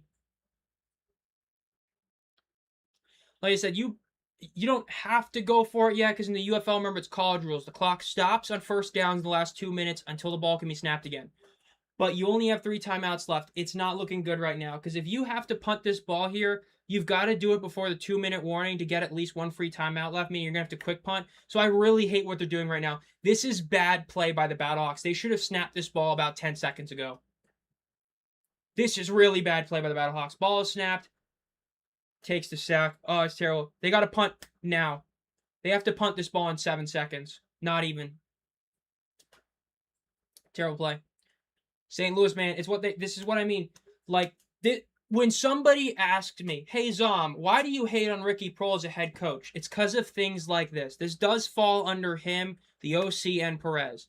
You needed to get that play off to where you could quickly get the punting unit on the field. Because if you're able to punt that ball away, you're going to be able to save a timeout because of the 2-minute warning. Instead, the 2-minute warning now goes off. You have 4 timeouts in this scenario with the 2-minute warning being one of them. You just burned one of them. So now you're down to 3. So unless Dallas does some really stupid shit and decides to throw the ball all willy-nilly and throws an incompletion, you're going to lose all 3 of your timeouts, making it that much harder to do something. And if you're a true USFL fan who's been watching for years, you know that Luis Perez is at his worst when he's spiking the football. Never forget the spike pick 6 against DC and not actually spiking the ball like 2 weeks ago. So if you're a Renegades fan, you're thrilled. That was some horrid playing by St. Louis right there. We are absolutely not winning a championship. Oh man, it's crazy to say. I mean, you might not be wrong. Yeah, it ain't looking good.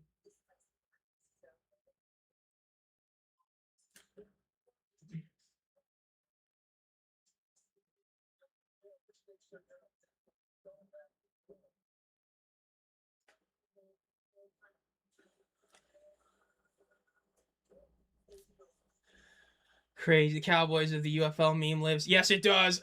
Yes, it does. It does, that's for sure.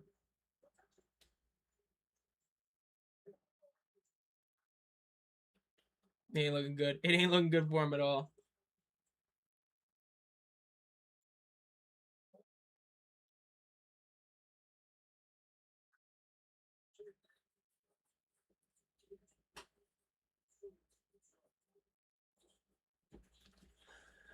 Bro, we need to use time. There's a lot. That was really bad, St. Louis. They, like I said, Ricky Pearl. I really mean this when I say this. I genuinely like. Look, the UFL has done a horrid job at telling coaches what certain rules are. Right? We saw that with challenges. Shannon Harris tried to challenge an obvious, you know, illegal formation, and they said you can't challenge pre-snap. Yes, you can. These are rules that have been in the league for a while. It really is looking like Ricky does not understand the UFL timing rules.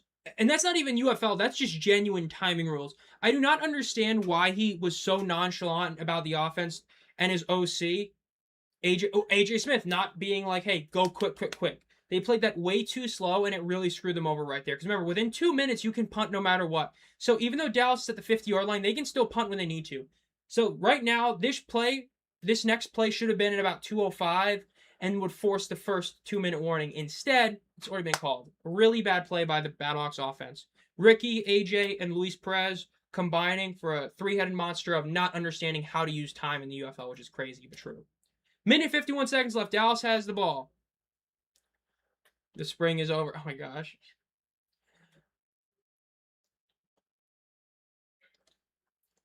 So we got 1st and 10 for the Dallas Renegades. Essentially, a first down ends it. Technically, you need to do like 2 plays and then get a first down. You need 2 first downs. For all intensive purposes, a first down ends the game. Dallas will win this game. But we'll see. Dude, I swear, if Austin Reed throws an interception, if he throws an interception, if for some reason they throw it and he throws an interception, oh my god. Shannon hates the refs. He does. Yeah, that Kings one was justified. You've always been allowed to challenge pre-snap penalties. That's like literally half of the point of the rule is so you can challenge that. I don't know what the hell they were smoking. You can't challenge that. Yes, you can. Birmingham challenged their own doer. False start. Under center. Ball is snapped. They hand it off. Cuts to the right side of the field. Great play by St. Louis's defense. They're actually going to lose about half a yard to a yard right there. 7 sacks is crazy. That is terrible, Steven. I mean, Perez only had, I think, like 5 or 6 on the year that he took, so that's really bad. St. Louis calls a timeout, 2nd and 11. Remember, if they use their 3rd timeout, they also lose their ability to super challenge, so yeah. Hey, the Gamblers was a good pick. If they did not get hurt, the quarterback, they'd be in the playoffs. The Aviators, yeah, that did not age well. But the Gamblers, if they had quarterback health, they would have made it. I am not upset at the Gamblers pick. I'm not. And hey, at least I can say I didn't have the Storm as a bottom 2 team. Because there's a very real chance that I have the team winning the championship as the team I had going 2-8 in the Kings. That was bad. They can find a way. That's true, Marion. That is true. Dallas, if any team's going to blow this game, it's Dallas. They fake the handoff, throw it to the left. It is caught by Mark Stoops. Gets tackled in open field for about a 7-yard gain. Going to be about 3rd and 3, 3rd and 4. That's going to be a 2nd timeout by St. Louis. Dallas needs to run this ball. They should not throw this. Even if you want to try and put the nail in the coffin and get the first down, St. Louis will be able to use a challenge if you throw this ball and you don't get it. Go for the rush. Force them to use their final timeout. If you don't get the first down, so what? Punt it. Force them to have to do something within, going 80 yards downfield. We'll see. I like to see the Kings. I think they're the best store if they're able to win. I think that's the best one to do it.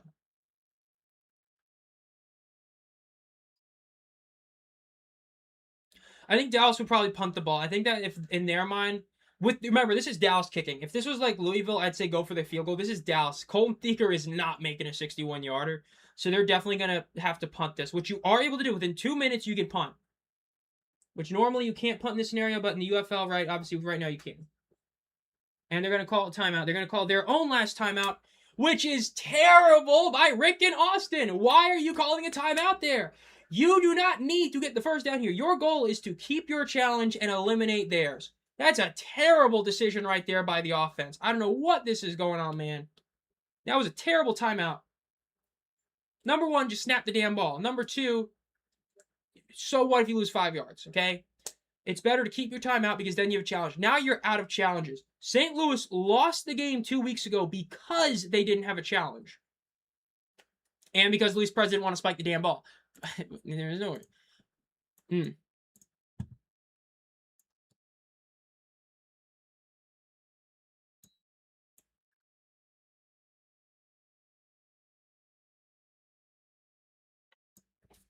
3rd and 2.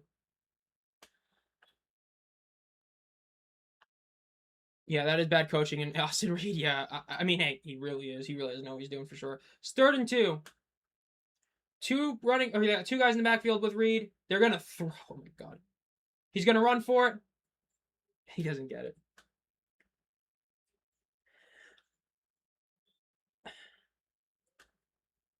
Let's see what Dallas does. St. Louis is going to call a timeout. Now, for Dallas, this is legitimately close. This is about half a yard. If you get it, you win the game. If Dallas gets the first down here, they win the game. Now, if they don't get it, obviously that puts them in a very bad scenario. The one silver lining is you would be a bit scared of the 4-point field goal being able to tie the game. Rami Saved has been a very questionable kicker. The odds of making a 60-yarder are very slim. So it's basically a matter of, do you want to punt this? Remember, because of the UFL touchback rule, there are no coffin punts. You cannot punt it out of bounds, and they get it out of bounds. So if you punt it, odds are you're only actually going to push them back 20 yards. So now the question is pushing them back 20 yards worth it versus going for the win? I'm going to be honest, go for the win. In this scenario, go for the win. You used a timeout. Okay, again, you used and wasted a timeout. You better go for the win. But a 20-yard difference I don't think is worth it when you can consider they can win the game outright with getting 1 yard. I think they should go for it. They can't kick a field goal. This is the worst kicking unit in this era of spring football ever. They ain't making this field goal. They ain't making this. If they were kicking this, they wouldn't make it. And even then, that actually might be worse because St. Louis already has to score a touchdown. You got to remember this. St. Louis is not viewing a 4-point field goal. Because of Rami Saved, they're not viewing that. So they pretty much need a touchdown. I like going for it here. Ball is snapped. They hand it off to Vaughn. Game over. Gets to the 30, gets to the 20, and he's down. That's game over. The Renegades are going to win the game. Renegades, man, with nothing to play for. The Renegades with absolutely nothing to play for, and they get the win. The Renegades win the game 20-16. You cannot make this up, bro. I had this 30-18 Dallas winning, so a lot less scoring, but I was right that Dallas was going to win this game. I just had that feeling, man. They had nothing to play for. They were going to get the win. I just had that feeling, man. Had that feeling. Damn, they did get swept by the Renegades. I forgot they played them earlier. That's hilarious. I will say this, though. Do they have a chance? No, the Renegades got eliminated last week. They have no shot at making it. Though I will say this. For St. Louis, I don't think this is the worst loss in the world. This is a bad one. This really shows there's some issues, but like I said, it really isn't a big deal because this honestly might end up working in your favor. You might end up being able to play DC in the next round. Maybe. Depends how those goes, but we'll see. So, for St. Louis, that is another loss. That puts them at 6-4 on the year. That puts Dallas at 4-6 on the year.